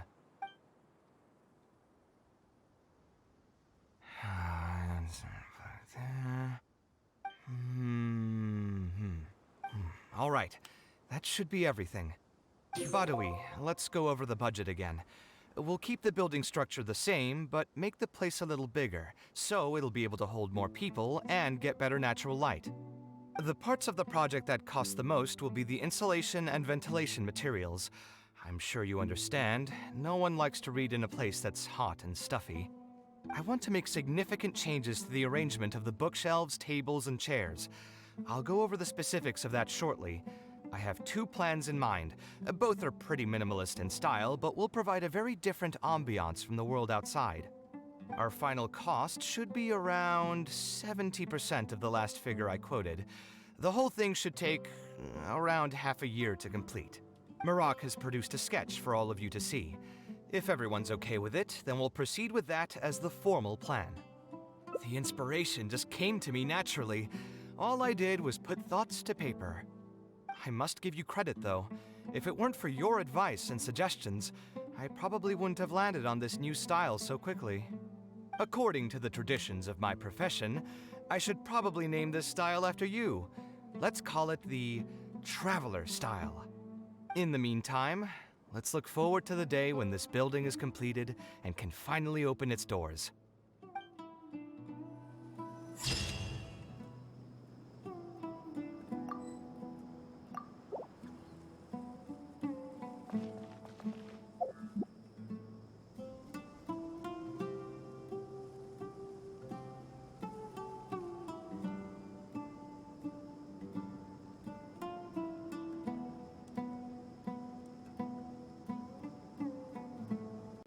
I forgot how long these hangouts take.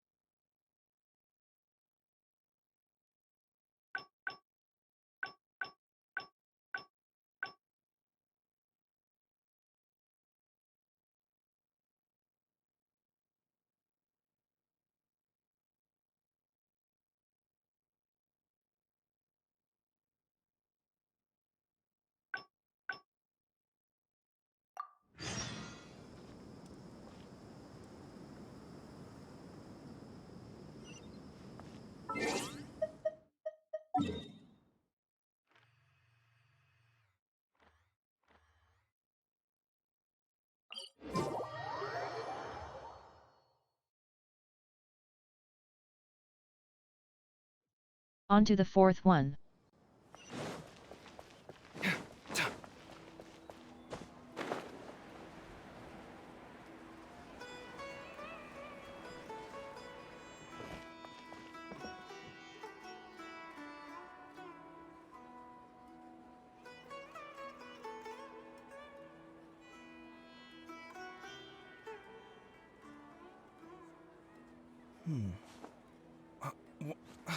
Where's my key? It adds a lot to a character and their personality and lore at least.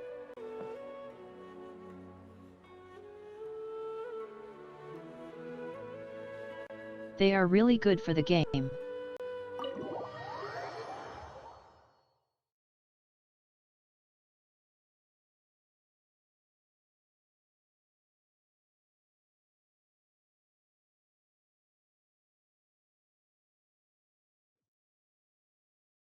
Alhaitham isn't in, so feel free to sit wherever. I'll bring out the box.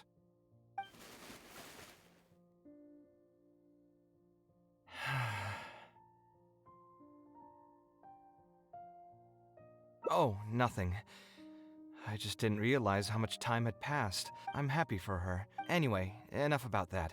Let's see what I packed into this box. What are all these things? Oh, I remember now. Obviously, I wouldn't call it anything special. Now that I've said that out loud, criticism and self-doubt have always been a part of the artistic process. I admit that I may have spent a little too long questioning. Anyway, never mind. My building blocks! Oh, and this blueprint. I was super proud of myself. Unfortunately, my mother didn't realize that it was only a few days later that he finally gathered up the courage to pay my mother a visit. He asked. My mother took me with her to personally apologize to the client several times. She didn't scold me about it in private, though. Let's see. Is there anything else left in this box? This is my mother's notebook. She used to write and sketch in it all the time when I was a child. Wonder...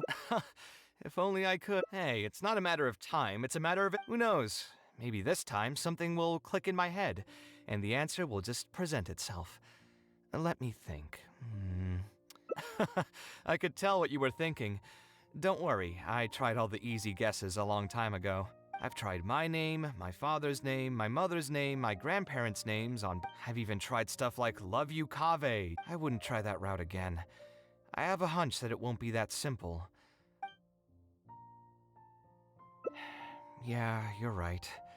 Although I was hoping to find some words of wisdom from my mother, if I stop and think about it, her words may not be the advice that I need to hear right at this moment. Everyone's life journey is different. Traveler, you've visited many lands and met many people, so I'm sure you've run into situations where some advice wasn't exactly suitable for the situation at hand. Ah, I just got an idea though. If I want to rekindle the creative passion that I had before, instead of trying to unlock an old notebook, why don't I take a walk around the parts of town that had changed my life? What do you think? I'm glad you agree. Then let's start by taking a quick stroll around the academia.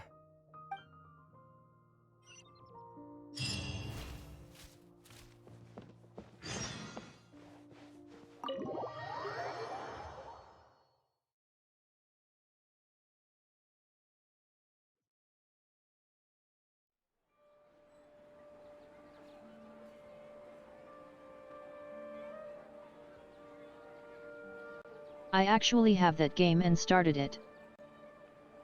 It was pretty good.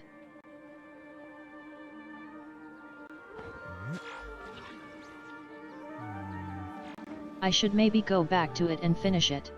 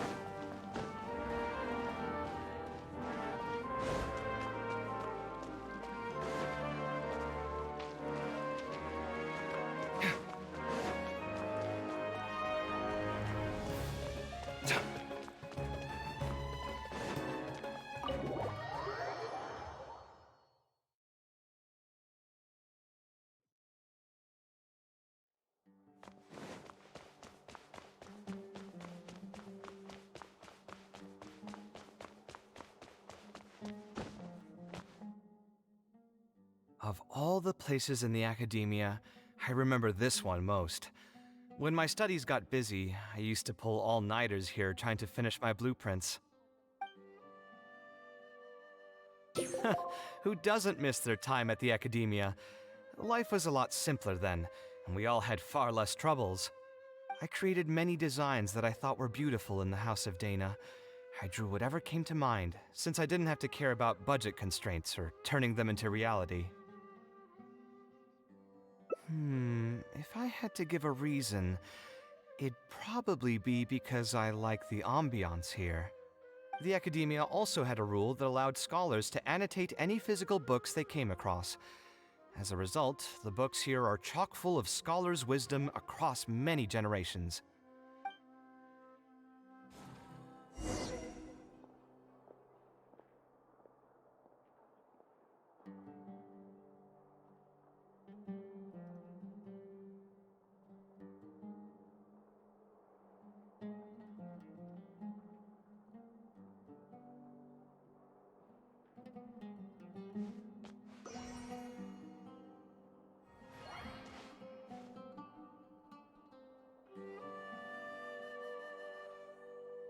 Just going through the fourth ending of Kaveh Hangout.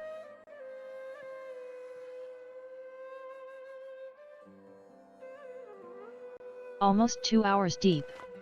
I forgot how long these can take.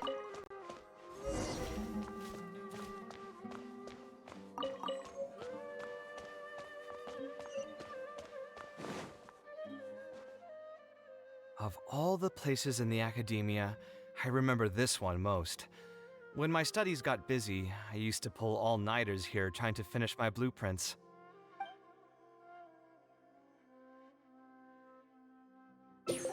Who doesn't miss their time at... I created many designs that I thought, the academia also...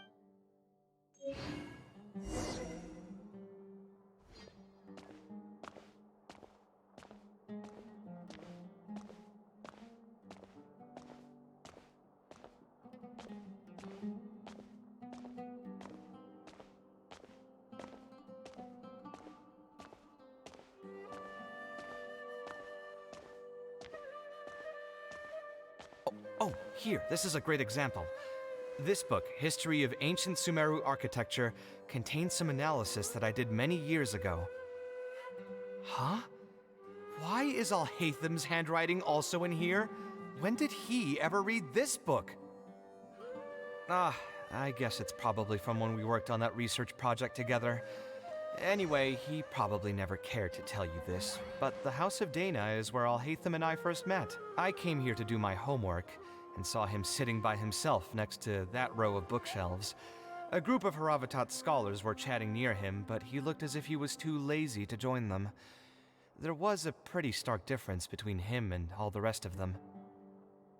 It was my fault for feeling bad for him. I thought he must have gotten into some kind of trouble and went over to ask if he needed anything, not realizing that... Not realizing that you were in fact the one in a whole heap of trouble? Alhatham? Why are you here? The House of Dana is a public space. Anyone can come here, no? But shouldn't you be at the records room at this hour? You're not here to watch me make a fool of myself, are you? You think I would derive amusement from watching you fall into depression over your life's various troubles? If that's the case, then I suppose I must have been entertaining myself for years. I came here to pick up a few files. If your voice hadn't managed to get through my soundproof earpieces, I probably wouldn't have noticed you. All right, I admit I was probably overreacting just now.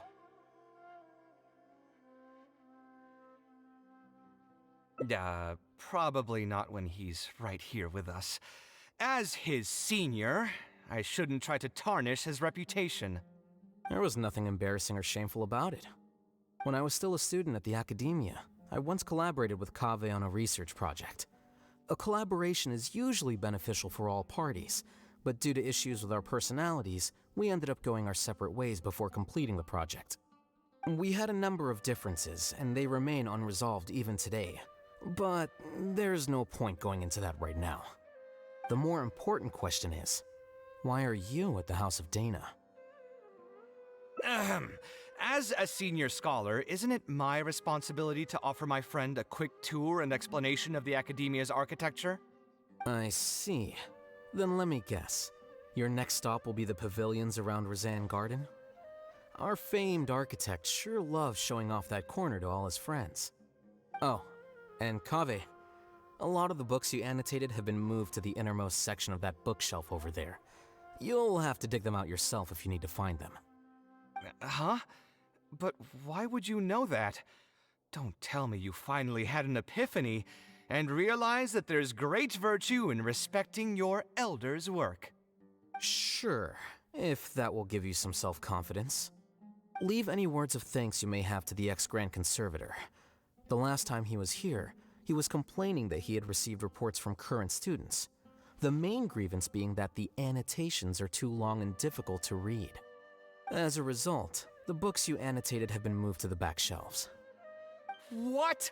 But all of my annotations were extremely important. Instead of reporting me, they should have been thanking me for my service. The notes that I took, they couldn't have asked for a better analysis of those books. Okay, just you wait. I'm going to fix this right now. I'll dig all the books out and return them to the proper shelves. Oh, we'll wait. Anyway, you were about to say he's feeling a bit down?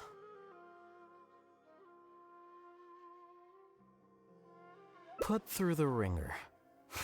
What an interesting phrase. I assume he used those exact words himself? He probably did suffer quite a bit, that's true. He always spends a lot of time editing his proposals, with the goal of satisfying as many of the client's preferences as possible. But the satisfaction of one client will not translate to general satisfaction with his work. Many problems in life can only be solved by a fundamental change of attitude. As the leading genius of Kshahrewar, Kaveh should have both the right and the confidence to reject any unreasonable demands.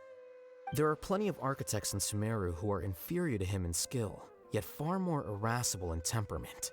What's more, there are plenty of people who look up to such individuals as paragons of staying true to one's principles. Clearly, his predicament is inevitable, since he holds other people's feelings as more important than his own. Of course, each person is different, and we should respect the paths that they have chosen for themselves. Admonitions will serve no purpose.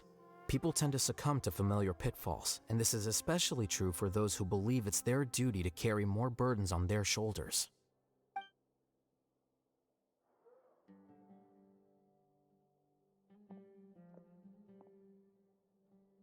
Looks like you were having an enjoyable chat while I was gone. Were you talking about me by any chance? What do you think? What else is there to talk about? Surely no one would be interested in talking about the files that you were browsing through earlier. Anyway, you should take a look at this. Look at this comment on page 82.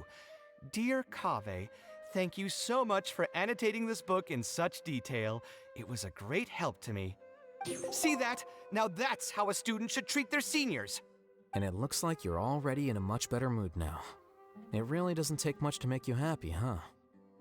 Me? Happy? I'm mocking that retired blockhead for being so full of himself. He understands nothing about the true beauty of architecture. When I can find some time, I'll have a serious talk with him about making sure these books are put where they belong. Why don't you just move all the books yourself? It's not like he hasn't cursed you out before. What was that nickname he gave you while you were in the academia? The Urchin of Kasharwar? Kaveh had a habit of scribbling and writing in all kinds of books. Hey! You didn't need to bring that up. At least not when I'm still standing here. Oh, actually, I also found a really old sketch in one of the books over there. See? Doesn't it remind you of something? Huh? Don't tell me even you don't get it. Don't ask me. This is the time you specifically put aside to brag about yourself. Feel free to hoard all the spotlight you want. You... In that case, allow me to explain. Although this sketch is a little abstract, you can plainly see from the road plans that this was an original concept for the expansion of Port Ormos. We can also plainly see that the designer was a huge fan of this project. It's the project he loves to talk about the most, second to the Palace of Alcazarzaray. If I don't keep bringing up the neat projects that I've done, how would anyone know that I was the one who did them in the first place? There shouldn't be any complaints about Port Ormos. If I remember correctly, the construction process was very smooth, everything was made ready ahead of time, and there were very few safety concerns. There are indeed no records of any complaints about this project. A most impressive achievement. See? What did I tell you? Come on, let's take a stroll through Port Ormos next. I'll tell you all about the designs I made for the place. No need. It's almost time to clock out for the day, and I don't intend on bringing any unfinished work home. Suit yourself. It's not like you know how to appreciate artistry anyway. Let's go, traveler. I'll take you to Port Ormos.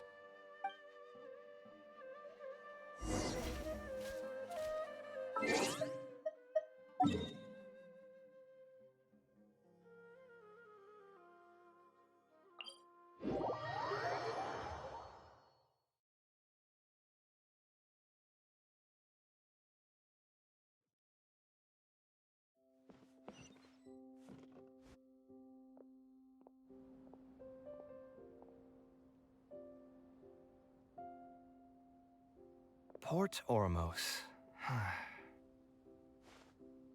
No, I didn't design any one specific building. Most of my work here concerned structural renovation.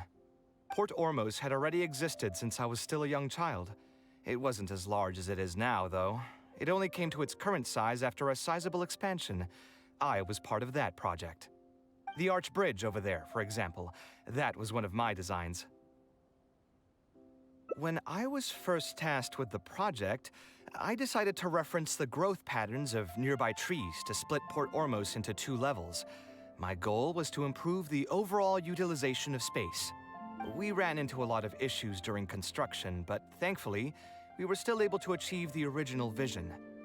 Residents can now behold all the ships entering and leaving the harbor from the vantage point of the bridge, while visitors can recognize the site of Port Ormos from a long ways away. I was still young and new to the trade back then.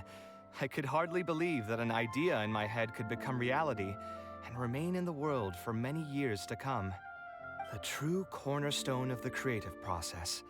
The point about the design that will be ultimately used to judge its true worth. It was the first time that it became crystal clear in my mind. Once built, a building will continue to stand.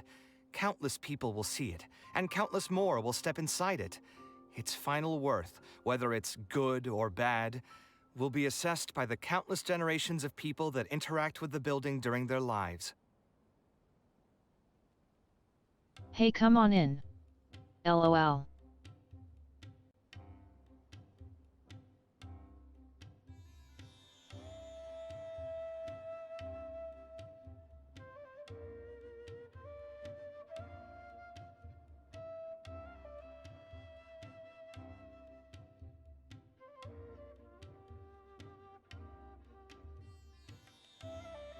I think you missed the answer during your stream, but I'm pretty happy with my text-to-speech for streaming.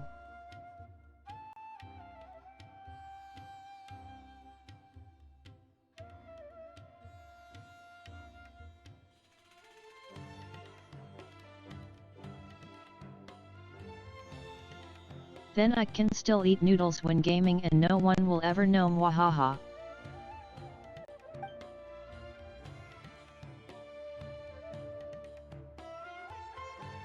You think so?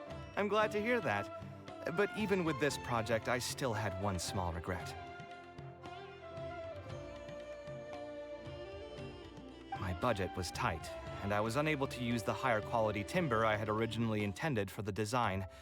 I knew that some concessions on aesthetics would be needed as soon as I agreed to a proposal that prioritized the practical functions of the project. Us creative types know better than anyone that most projects cannot be completed without a few regrets. Even the Palace of Alcazar's was not perfect.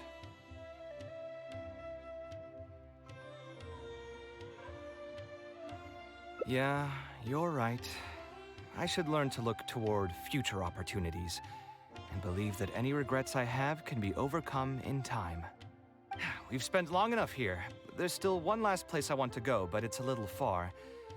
Would you be interested in a quick trip to the desert? Great. Most of my projects over the last few years have had something to do with the desert, partially because there's a special place there that I often visit. This is a rare opportunity, so why don't you come along and see it for yourself? If you ever feel down, maybe you'll be able to go there and feel better too.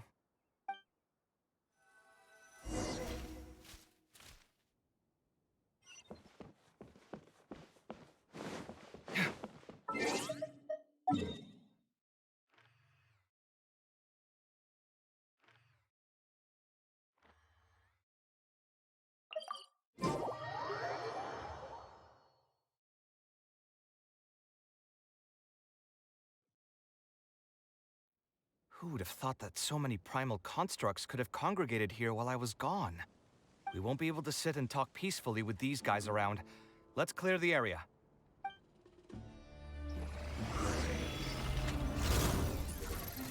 With all my strength! Hey! Come at me! Sight clear!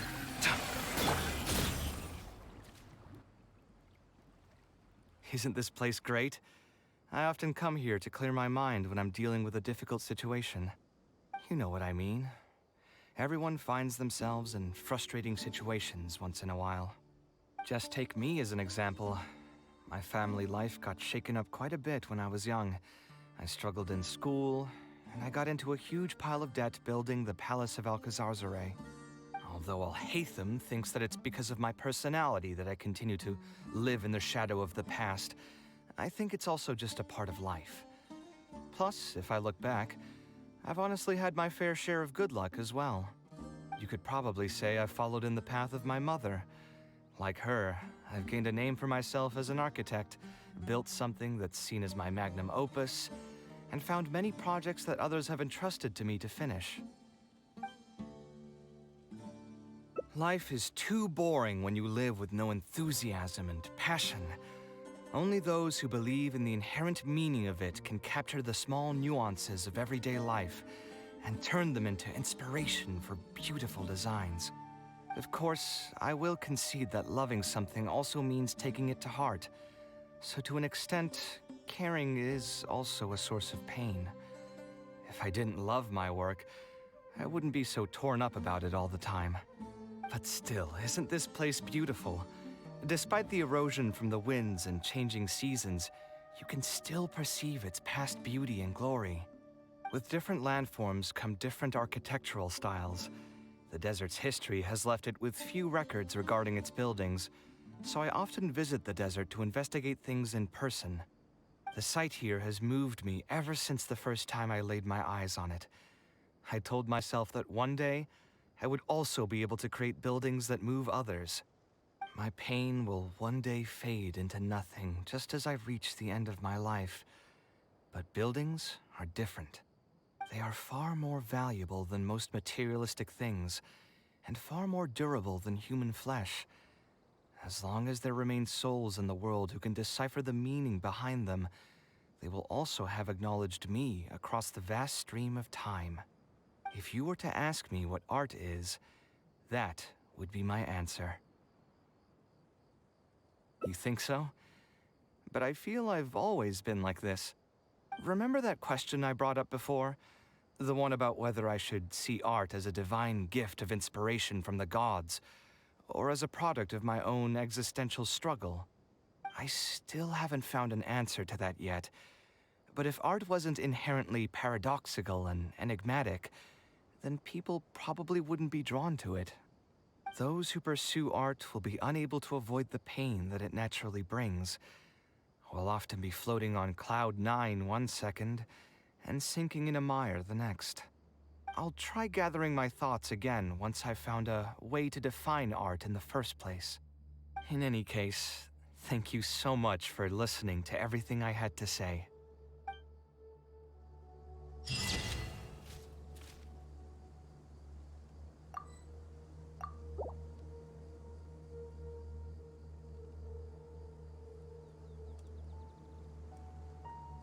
Okay. Finally on the last ending.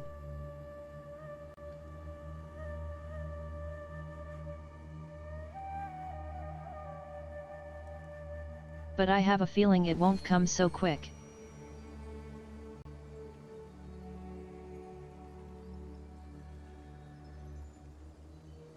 Ads while we move to the next.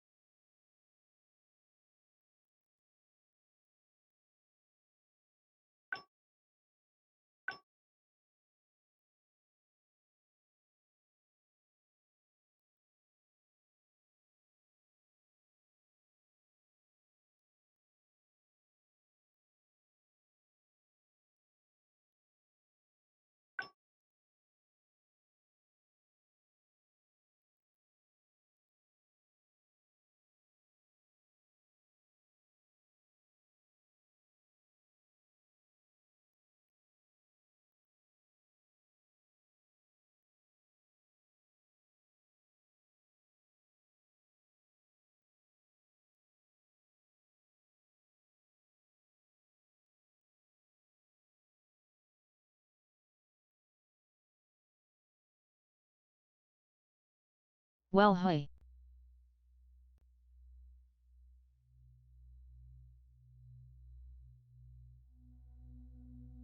This guide doesn't have how I get to this last ending.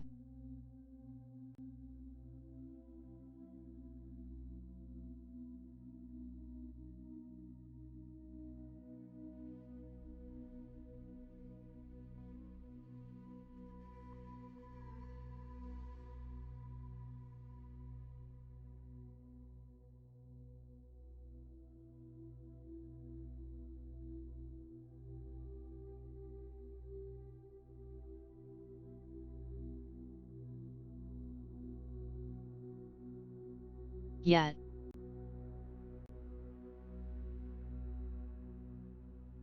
And I just found what I need, laughing face.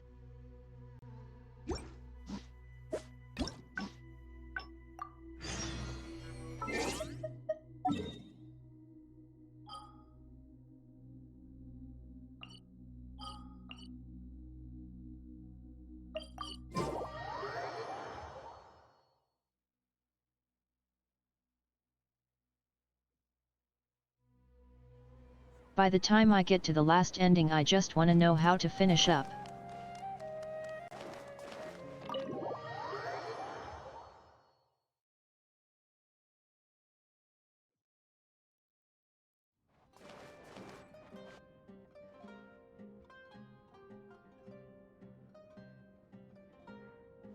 Taking this commission was truly the worst decision ever.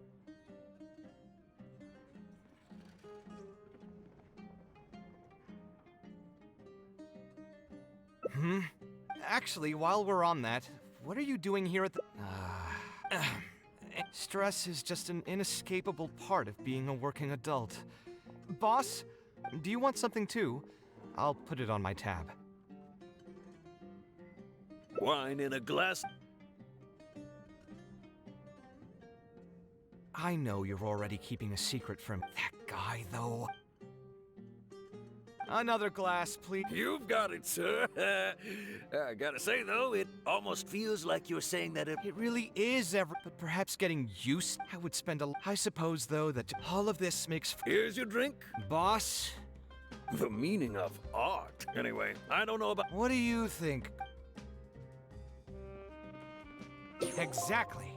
So in Sumeru, it's too bad that I'm...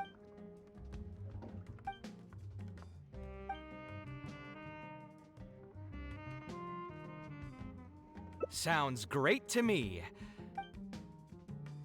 A different career. I see. That's not a bad idea. I think I've heard a saying somewhere before. 80% of a working adult's woes are due to not having enough mora in the bank. It's just a saying, of course, but even I will admit that my life would be a lot better if I could make additional mora. And if I want to make mora, I should finish that ridiculous commission. But I really can't find it in me to go back and talk to him right now.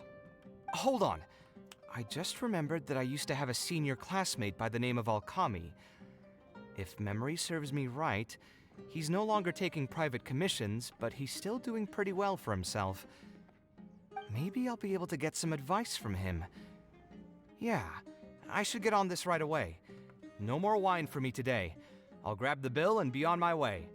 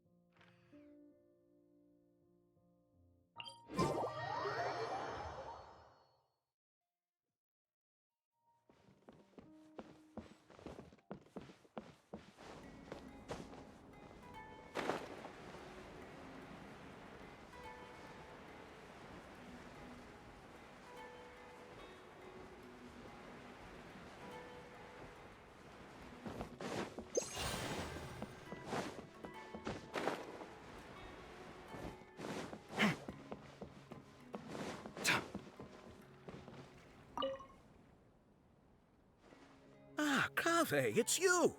It's been a while. What have you been up to recently? Yeah, it's been a long time, Alkami. Things haven't changed much for me. I'm still taking private commissions for all kinds of projects. I heard that you were the genius behind the Palace of Alcazazare. I bet you're all set for Mora after a project of that size. Well, it's hard to make a profit from every project, you know? Hard to make a profit? You've got to be joking. I've never met an architect who didn't make a profit from a project. Unless the client fled before they paid the commission fee in full.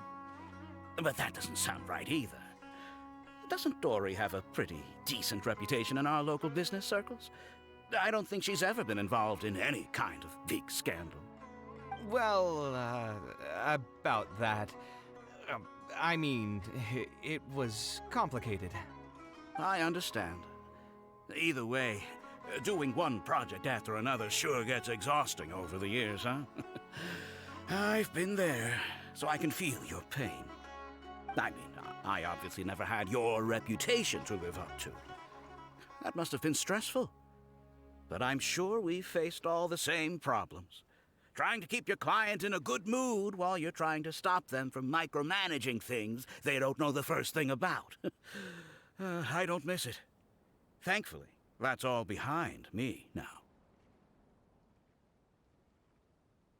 Well, not exactly. My work is still closely related to architecture.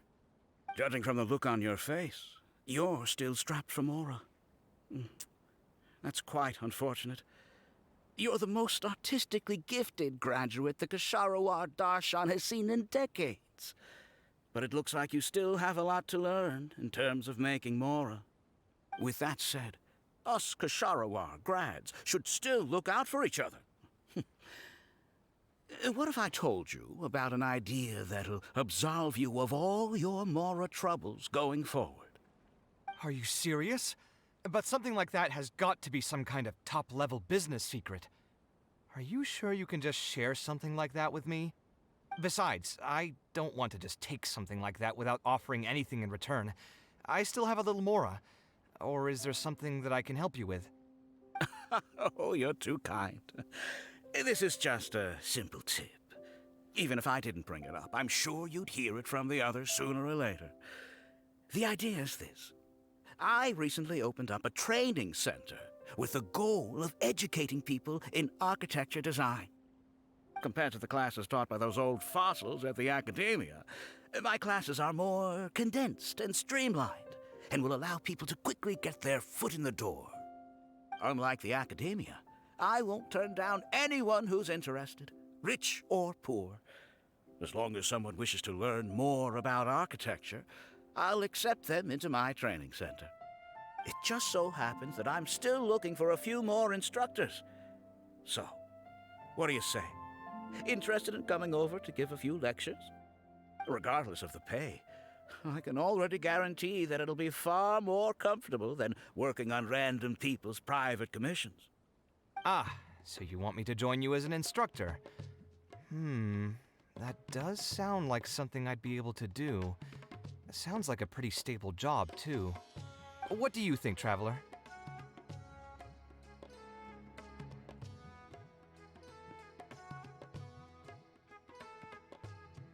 Then it's a deal? Yes, it's a deal. Thank you, Alkami. Like I said, there's no need to thank me for this. The lecture room is not far from here, so you can just come straight here tomorrow morning. As for the pay, how about we start at 300,000 Mora per lecture? 300,000? Are you serious? How could you offer so much? It would seem that you're still oblivious to your own economic worth. 300,000 is nothing compared to the prestige of having the Light of Kasharawar as one of my instructors. 300,000 is also just the base rate. Just trust me on this. The longer you stick with me, the more you'll come to understand your true value in the market. I have to go make some preparations now. See you tomorrow. I was never particularly close with Alkami when we were in school. Who would have thought that he'd be so nice and friendly? I've hosted free lectures before, but this would be my first time being hired to lecture for a formal business. 300,000 mora per lecture. Whew. I'm so excited that I'm starting to get nervous. Thanks so much. I think I will be able to relax a bit more with a friend in the audience. Now, what should I talk about tomorrow? Some lessons I've learned over the past few years? I should probably save those for later. For my first lecture, I should start by getting them more interested in the field. All right, let's meet here again tomorrow morning. I should hurry home and create some kind of lesson plan. If I'm going to become an instructor, I should make sure I show up prepared.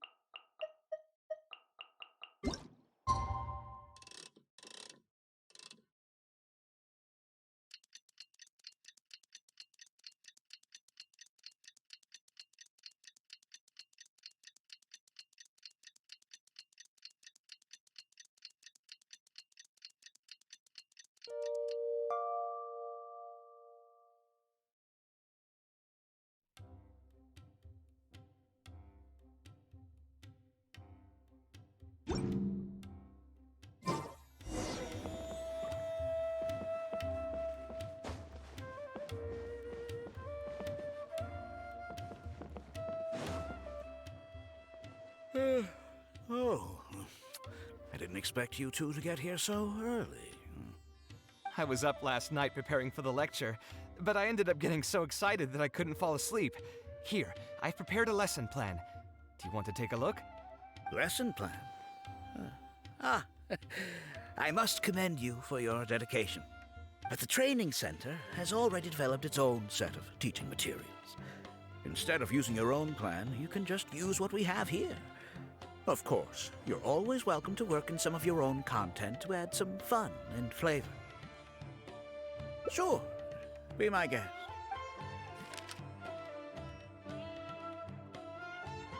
It's almost time for the lecture to start.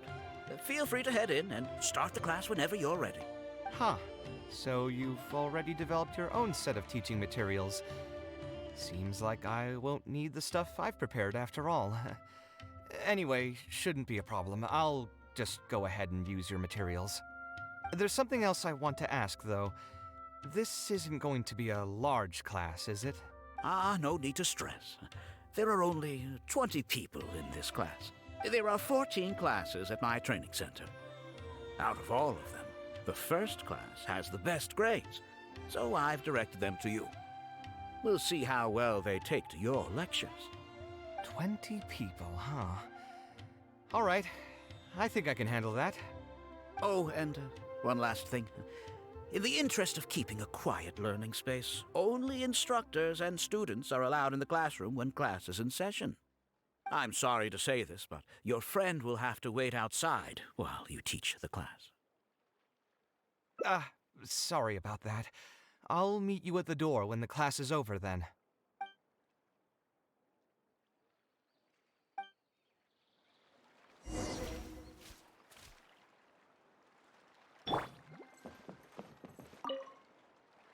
Hey there. Can I help you?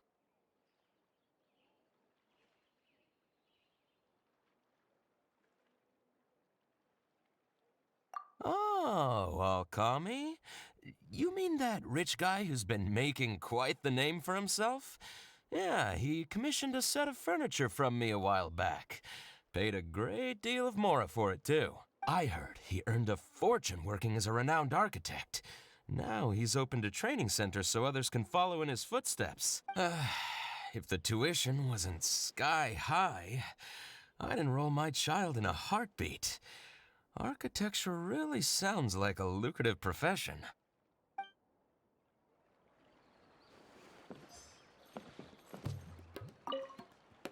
Did you hear? Alkami recruited Kaveh to be an instructor.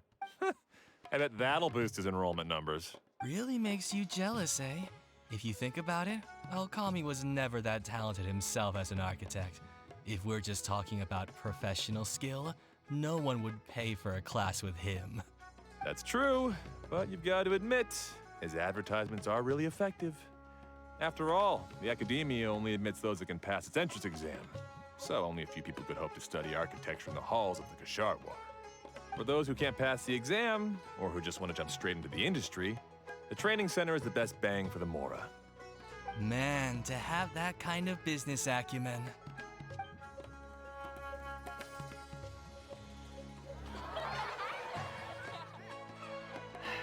All right, everyone. There's no need to be nervous. Class is over, so we can just chat for a bit. I shouldn't have lost my temper during the lecture. Did I scare anybody?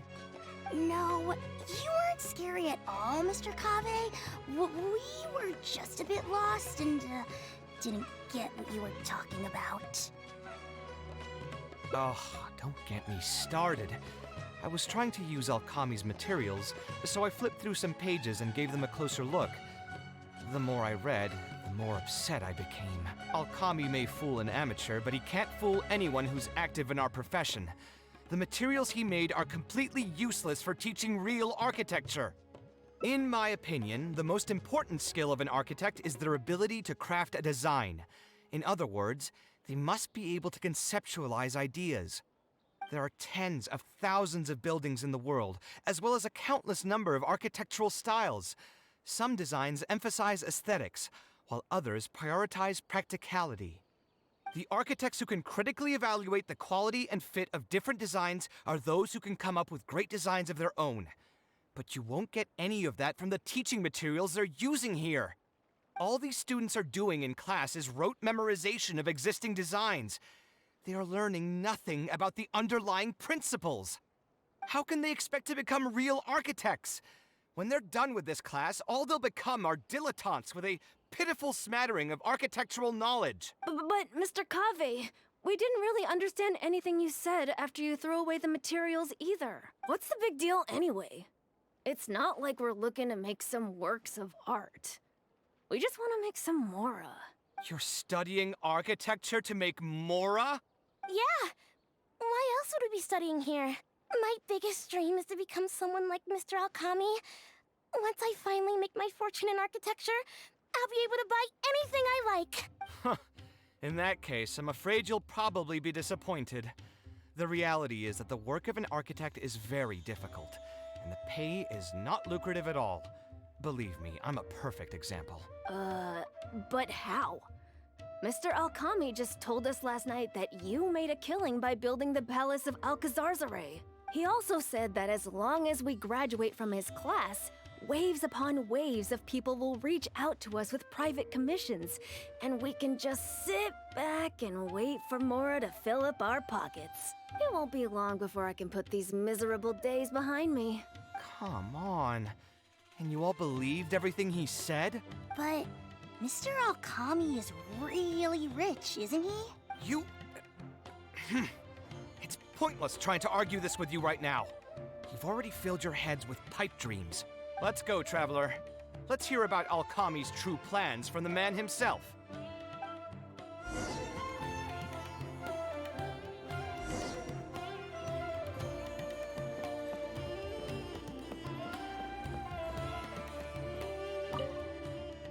What's wrong, Kaveh? You look quite flustered. Did one of my students offend you? Were the students not astute enough for your liking? I must implore you to go a bit easier on them. After all, they're nothing like the genius scholars you're used to dealing with at the Academia. We don't need to strive for perfect understanding. As long as some knowledge has been passed on, that's good enough. Yeah, I'm mad at them. But I'm even more upset that you're scamming people under the guise of teaching them about architecture. The students are all here hoping for a quick way to make money, but we both know that an architect's life is hard and exhausting. Just a little while ago, I was toiling over the 6th draft of a design for a client. If your client is unhappy, you can't break ground, and the longer a project goes, the longer it takes for you to get paid in full. What's worse, if your client disappears in the middle of a project, good luck getting anything from them ever again. You know all of this just as well as I do. Why lie to them? Look, Kaveh, you may be the light of Kasharawar, But like I said, you still have a lot to learn about making Mora. You may deny it all you want, but it's a fact that in today's Sumeru, architecture is a terrible profession. Our clients care very little for the effort we pour into our designs.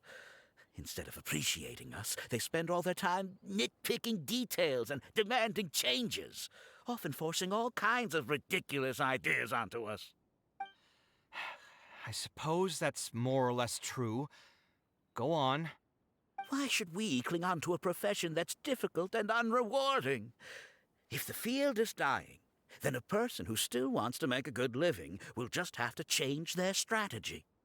If it's near impossible to make money as an architect, then why not just establish a training center and train other people to become architects in our stead? Wait, how does that make any sense? Aren't you just leading them into the same trap? We are already stuck, my friend. The more people we can lead into this pit and stack as padding beneath our feet, the more comfortable our lives will be. That's right. Making money as an architect is a slow and agonizing process. In comparison, earning tuition from a training center is far easier. None of the students will ever know, however. In their eyes, all of my income was earned during my years as an architect. It's easy for them to fall for my promise. After all, everyone wants to live the dream of being the person who can spend millions without batting an eye. The more students I get, the more money I earn. And the more real that dream becomes. And then what? Once they graduate, they'll still find out the truth about architecture and struggle to stay afloat amid all the problems we already talked about. When that happens, your facade will pop like a soap bubble. No one will believe you anymore. Ah, but that's just one way to look at the problem. No two people have the same amount of talent. Even if they fail to strike gold in the future, you can't say that it's my fault and mine alone. Oh, and also, I never actually promised that they would achieve financial freedom as long as they become architects. All I did was nudge them towards that belief. I'm not even scared if they do come back and stir up trouble. My training center has all the required permits and certifications. Even the Dendro Archon herself couldn't find fault in any part of my business. How can you sleep at night knowing that you're doing all this? Tell me, is your heart carved out of brick and stone? I can't believe that I once saw you as a decent human being. I am beyond disappointed in you. And the same goes to you. How many years has it been since you graduated from the academia? If you still can't accept something like this, do you just plan on keeping that worthless naivete of yours until the end of time? Only fools will see art as revered and sacred. In the end, art is just another business. Being successful at running a business is an art form in itself. I urge you to think about what I've said. Offloading your pain onto others is the only way a person can live comfortably in this world. As the light of the Ksharowa, you've accumulated plenty of fame and respect. It's high time that you use those resources to improve the circumstances of your own life. Think it over, Kaveh. I still believe our collaboration could be very fruitful.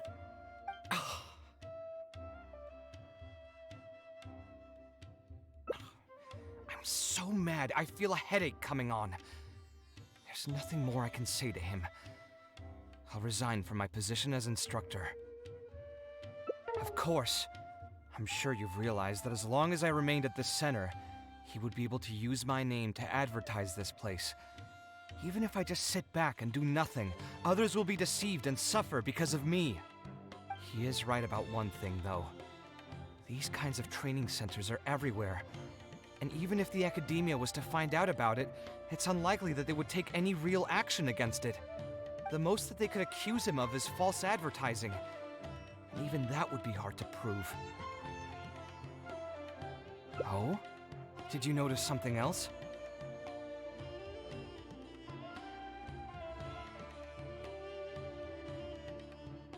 Yeah, You've got a point. The rate he gave me was 300,000 mora per lecture. That probably came out of the students' tuition. And who knows just how much he's been charging the students for attending his classes. If you're gambling everything on making it rich as an architect, are you really going to have the mora to pay for that kind of tuition? Right. We should hurry. The students didn't believe a word I was telling them. They're still daydreaming about making millions. We're never going to get any information from them again if we let Alkami talk to them first. Let's move now before he's had the chance to react.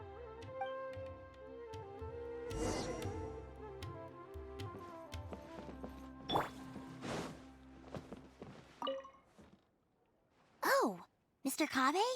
What are you doing back here? Class finished a while ago, but you're still here. Why haven't you gone home? I wanted to stay for a little longer. I'm still thinking about everything you taught during the class. Even though a lot of it went right over my head, I still thought the houses you drew were really pretty. Of course they were. All the examples I drew were world-famous landmarks. Each one was the magnum opus of a celebrated architect. It's a good thing that you could recognize them for their beauty. The accumulation of knowledge is the first step to artistic expression. Instead of rote memorization, you should try to relate and to understand, and after that, try to resonate with the work. Resonate? Yes. When I first got into architecture, there were many things about it that I couldn't understand at all. I would find a building to be beautiful, but have no idea what made it so good. And for most people, just being able to admire a building is enough. To become a good architect, however, you must also learn to assess and appraise. Going from admiration to assessment will take a lot of time and specialized knowledge, and I'm afraid that some superficial speed training won't be enough to take you there. Just as I thought. Becoming an architect won't be as easy as Mr. Alkami made it out to be, right? I'm sorry. I'm not trying to crush your dreams. All I want to tell you is that an architect's life is not as carefree and easy as others may make it out to be. I understand. Thank you for telling me the truth, Mr. Kaveh. I think I'll still stay here for the time being, though, since my family still hasn't paid everything off. Paid off what? Sorry, I can't say anything more. Mr. Alkami made it very clear that anyone who talks about it will be kicked out of the class. Don't listen to him. I am the most famous architect in Sumeru. If he kicks you out, then I'll just take you in instead. Really? Why would I pull your leg? I can see you have some talent, so as long as you get your fundamentals down, you should be able to pass the entrance exam and continue your studies at the academia. Then please keep this a secret for me, Mr. Kaveh.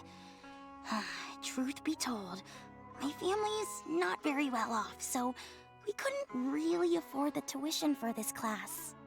Mr. Alkami was the one who reached out to my parents. He told them that he knew a merchant by the name of Bahar and that we could get a loan from him. He told all the students that once we graduate, people would come flocking to commission us for projects. If everything went well, we'd be able to pay off everything in just a few years, and all the more we make after that would be ours. How much did your family borrow from this merchant? I think it was several million mora. And what was the interest rate? I'm not really sure. My parents were the ones who signed the contract. All I know is that the stack of papers was as thick as a slab of rock. Yeah, I have a bad feeling, too. Something about the whole thing feels dastardly familiar. We need to find that merchant to confirm. But if we were to confront him right now, there's no way he'd admit to anything. Good idea. Hey, tell me, do you know where we'd be able to find this merchant? We last saw him on the north shore of Port Ormos. Who knows if he's still in that area, though. Well, it'd still be worth taking a look. Architecture... No. The arts shouldn't be used as bait for a scam. We need to do something before the students' lives are ruined even further.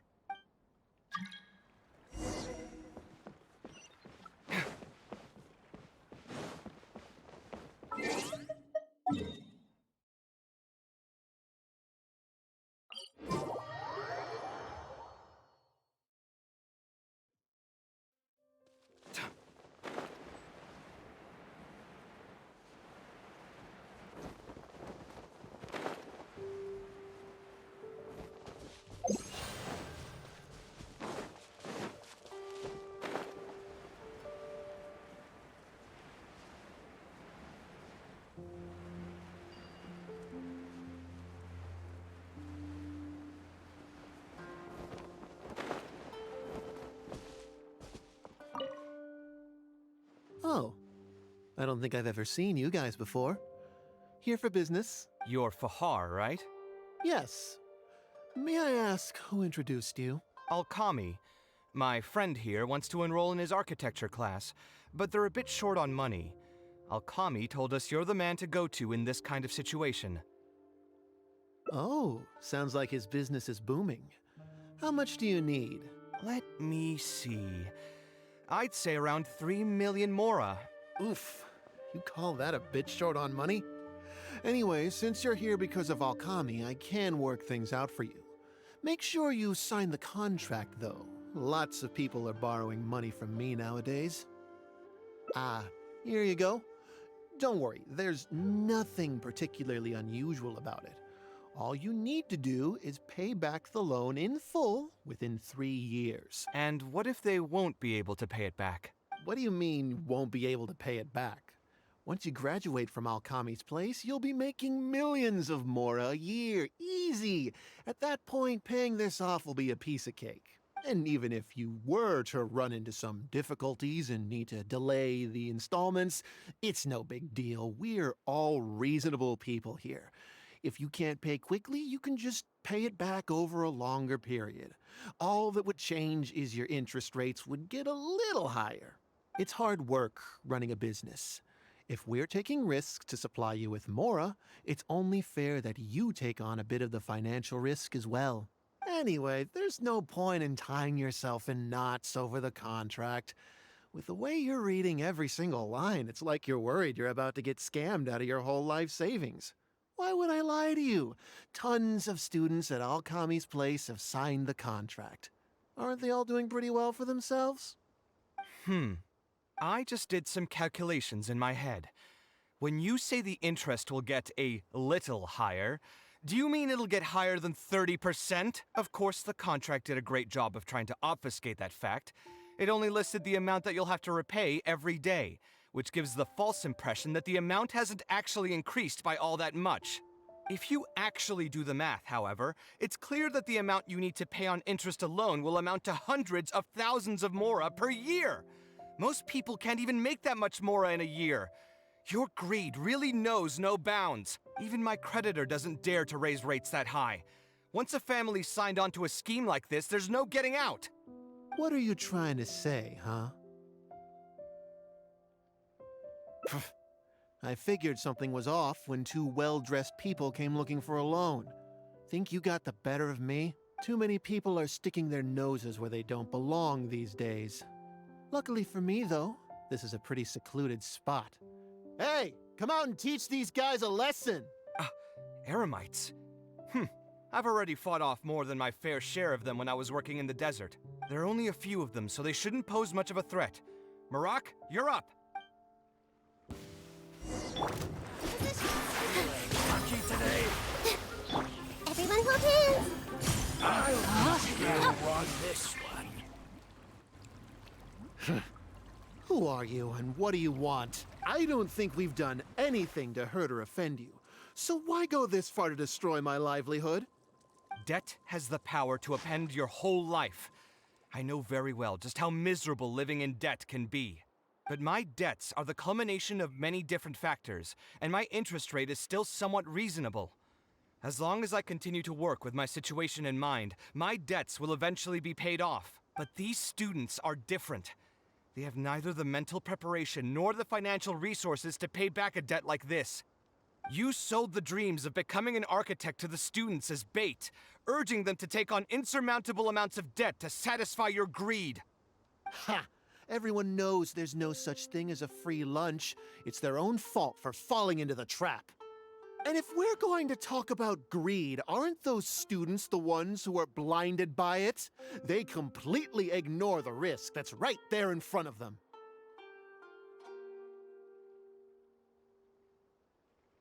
Ha! And here comes the silver tongue. Surely you use that to reel in the students as well. Even now, many of them are still hopelessly dreaming of striking gold after they graduate. People grow by learning from their mistakes. I hope this will be a valuable lesson to them. Let's head back to the academia and turn this guy over to the Matra. They should be able to link him with Alkami's business.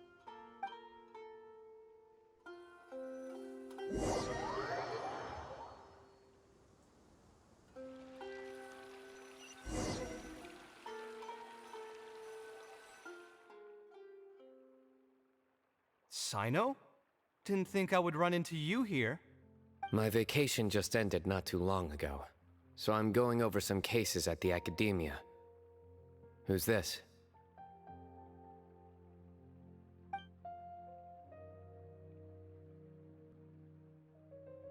I see.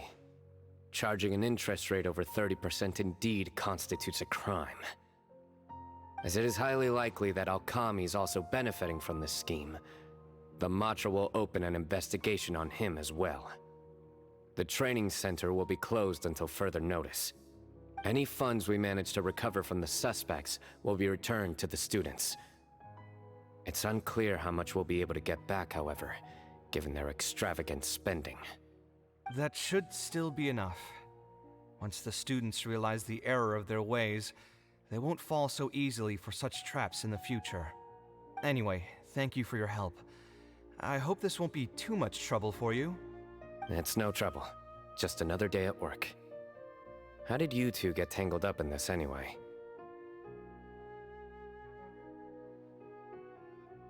Did you accept any Mora from him?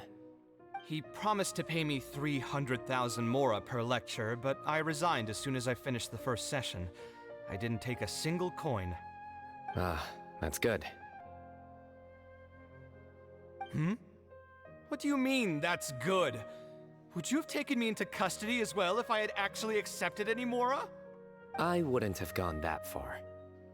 But, had he insisted that you were also an active participant in his schemes, under our rules, we would have been required to open an investigation on you as well. Either way, though, I believe you are innocent in all of this. Had you actually been alright with making money through less than noble means, your life wouldn't be the mess it currently is. Hey, what was that? What do you mean my life is a mess? Never mind. Your life is fine. You're just messing with me now, aren't you? Let's get back to business. If Alkami's case can be successfully resolved, you'll be eligible for a monetary reward from the academia. Don't forget to pick it up after the fact. Huh. I didn't even know there was such a thing. I never would have guessed. What I'm trying to say is that we didn't report Alkami because we thought we could make some more off of it. The reward will be given regardless of your personal motivations. It was implemented with the intent of encouraging people to supply tips to the Matra. Fine. Is there anything else? I want to go back to the training center one more time and talk to some of the kids. Sure, but you should wait until tomorrow. My subordinates will shut down the center today, and summon the students to gather information on the total amount of Mora they've lost in the scam. Alright, then I'll stay out of their way. I can talk to the kids tomorrow. I have a few other things to take care of, so I'll be off for now. If you want to follow up on this case, just come find me again. Or ask one of the Matra. That should finally be the end of that. Oh, who would have thought it would turn out like this? All I wanted was to find a new gig and earn some Mora. To think Alkami would sink this low, it still makes me really upset. Still, I think I feel a little better now than when you found me back at the tavern. It's a little ironic, but you could say it's because I've realized that there are many circumstances in the world that are even worse than my own. Now that I've seen such things firsthand, I suppose I've earned a new sense of appreciation for my life. How should I put it? I'm pretty stubborn when it comes to my profession, so I often argue with my clients. The arguments are usually extremely frustrating, and every once in a while I'd wonder if I only became an architect because fate wanted me to pay for some sins I'd committed in a previous life. Alkami's suggestion would have allowed me to quit my life as an architect and earn money solely from my reputation. But now that I've experienced that for myself, I can confidently say that I'd never want to do it again.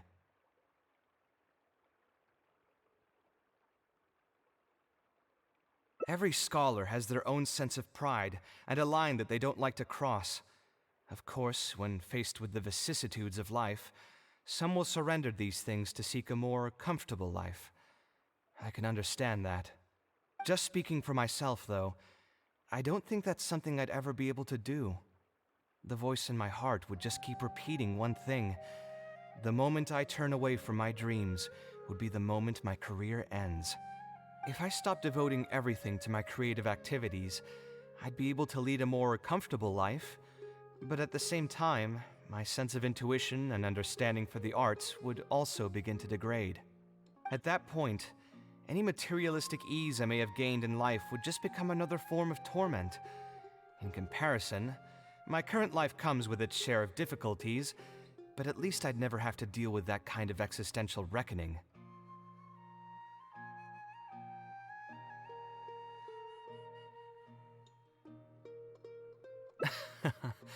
I appreciate it. You may call me conceited for this, but I would also like to think I'm talented enough to be able to lead a decent life without compromising my pride. It's certainly not easy, but I want to keep at it. My thanks again for being such a great help throughout all of this. I'm planning to pay another visit to those kids tomorrow. Want to come with me?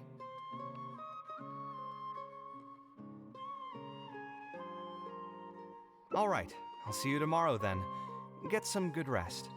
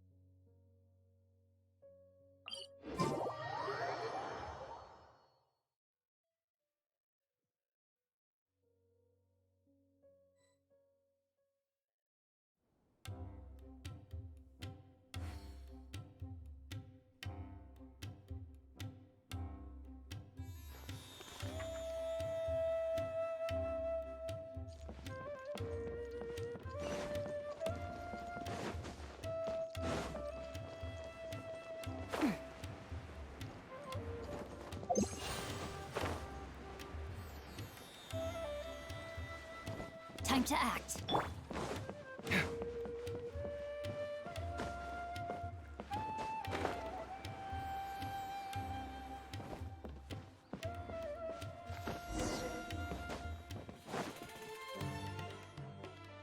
I never would have guessed Mr. Okami was a scammer. The training center has been shut down, and the Matra have promised to return some of our tuition. But we've already spent so much time on this class. What should we do next? Mr. Kaveh said we can keep working on our fundamentals and try to get into the academia. Ha! Easier said than done. If it was easier to get into the academia, none of us would have signed up for the class in the first place. Only the best of the best can get into the academia studying on their own. Mr. Kaveh might be willing to teach us. Why? What reason does he have to stick around? So, you're the only ones that showed up today, huh? Huh? Kaveh's here! Now, that's Mr. Kaveh to you. I'm here as your instructor, so let's keep things a little more proper. I'll keep instructing you for a while longer. You can pass on the message to the other students. As long as someone wants to come, they can join the class. Oh, also, I'm usually pretty busy, so I'll only be able to teach architecture fundamentals on my days off. Another disclaimer, I can't promise that you'll all be able to understand everything I'm going to teach. Architecture is not an easy profession. Aesthetics aside, even the basics of safe design can already be a handful for most people. If you want to design safe buildings, you'll have to go through a systematic study of structural engineering. And just as a heads up, all of this will be a huge step up from the superficial stuff you were learning before. It'll take both talent and perseverance to get through the course. I don't want to hear anyone say that I didn't warn you. We'll try our best. It seems some of you are really serious about this after all. All right, everyone, pack your stuff up. No need to prepare much for today's class. We're going to go on a quick field trip.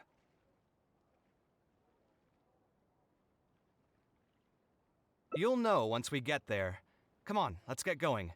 We'll be off once everyone's grabbed their pencils and sketch pads.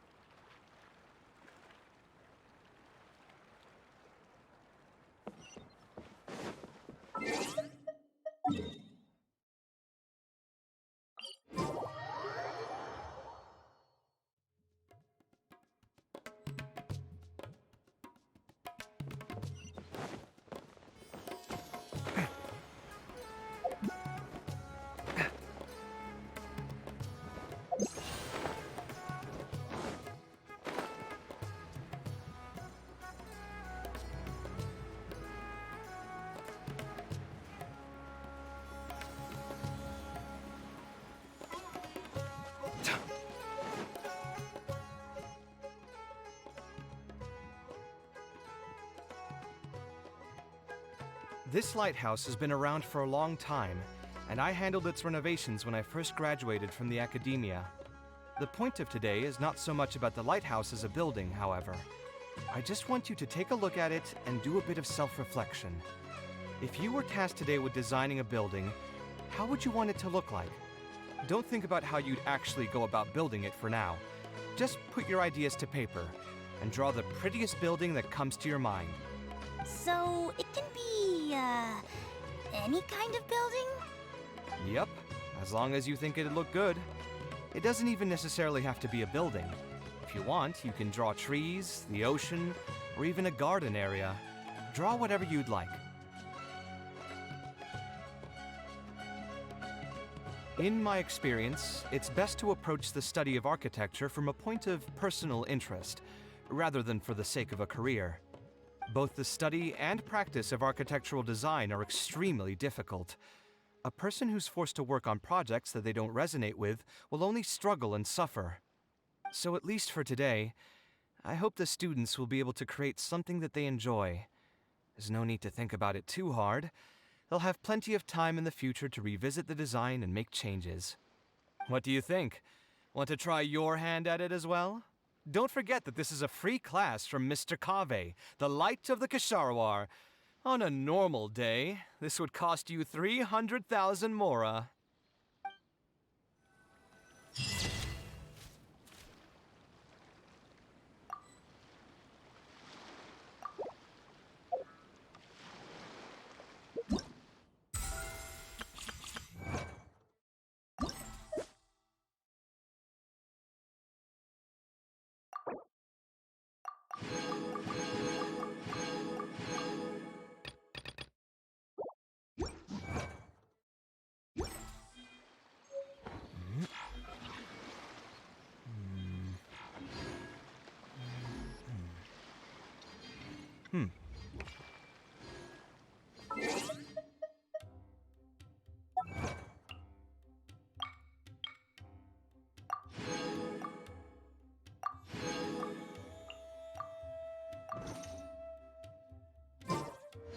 The ability to appreciate beauty is an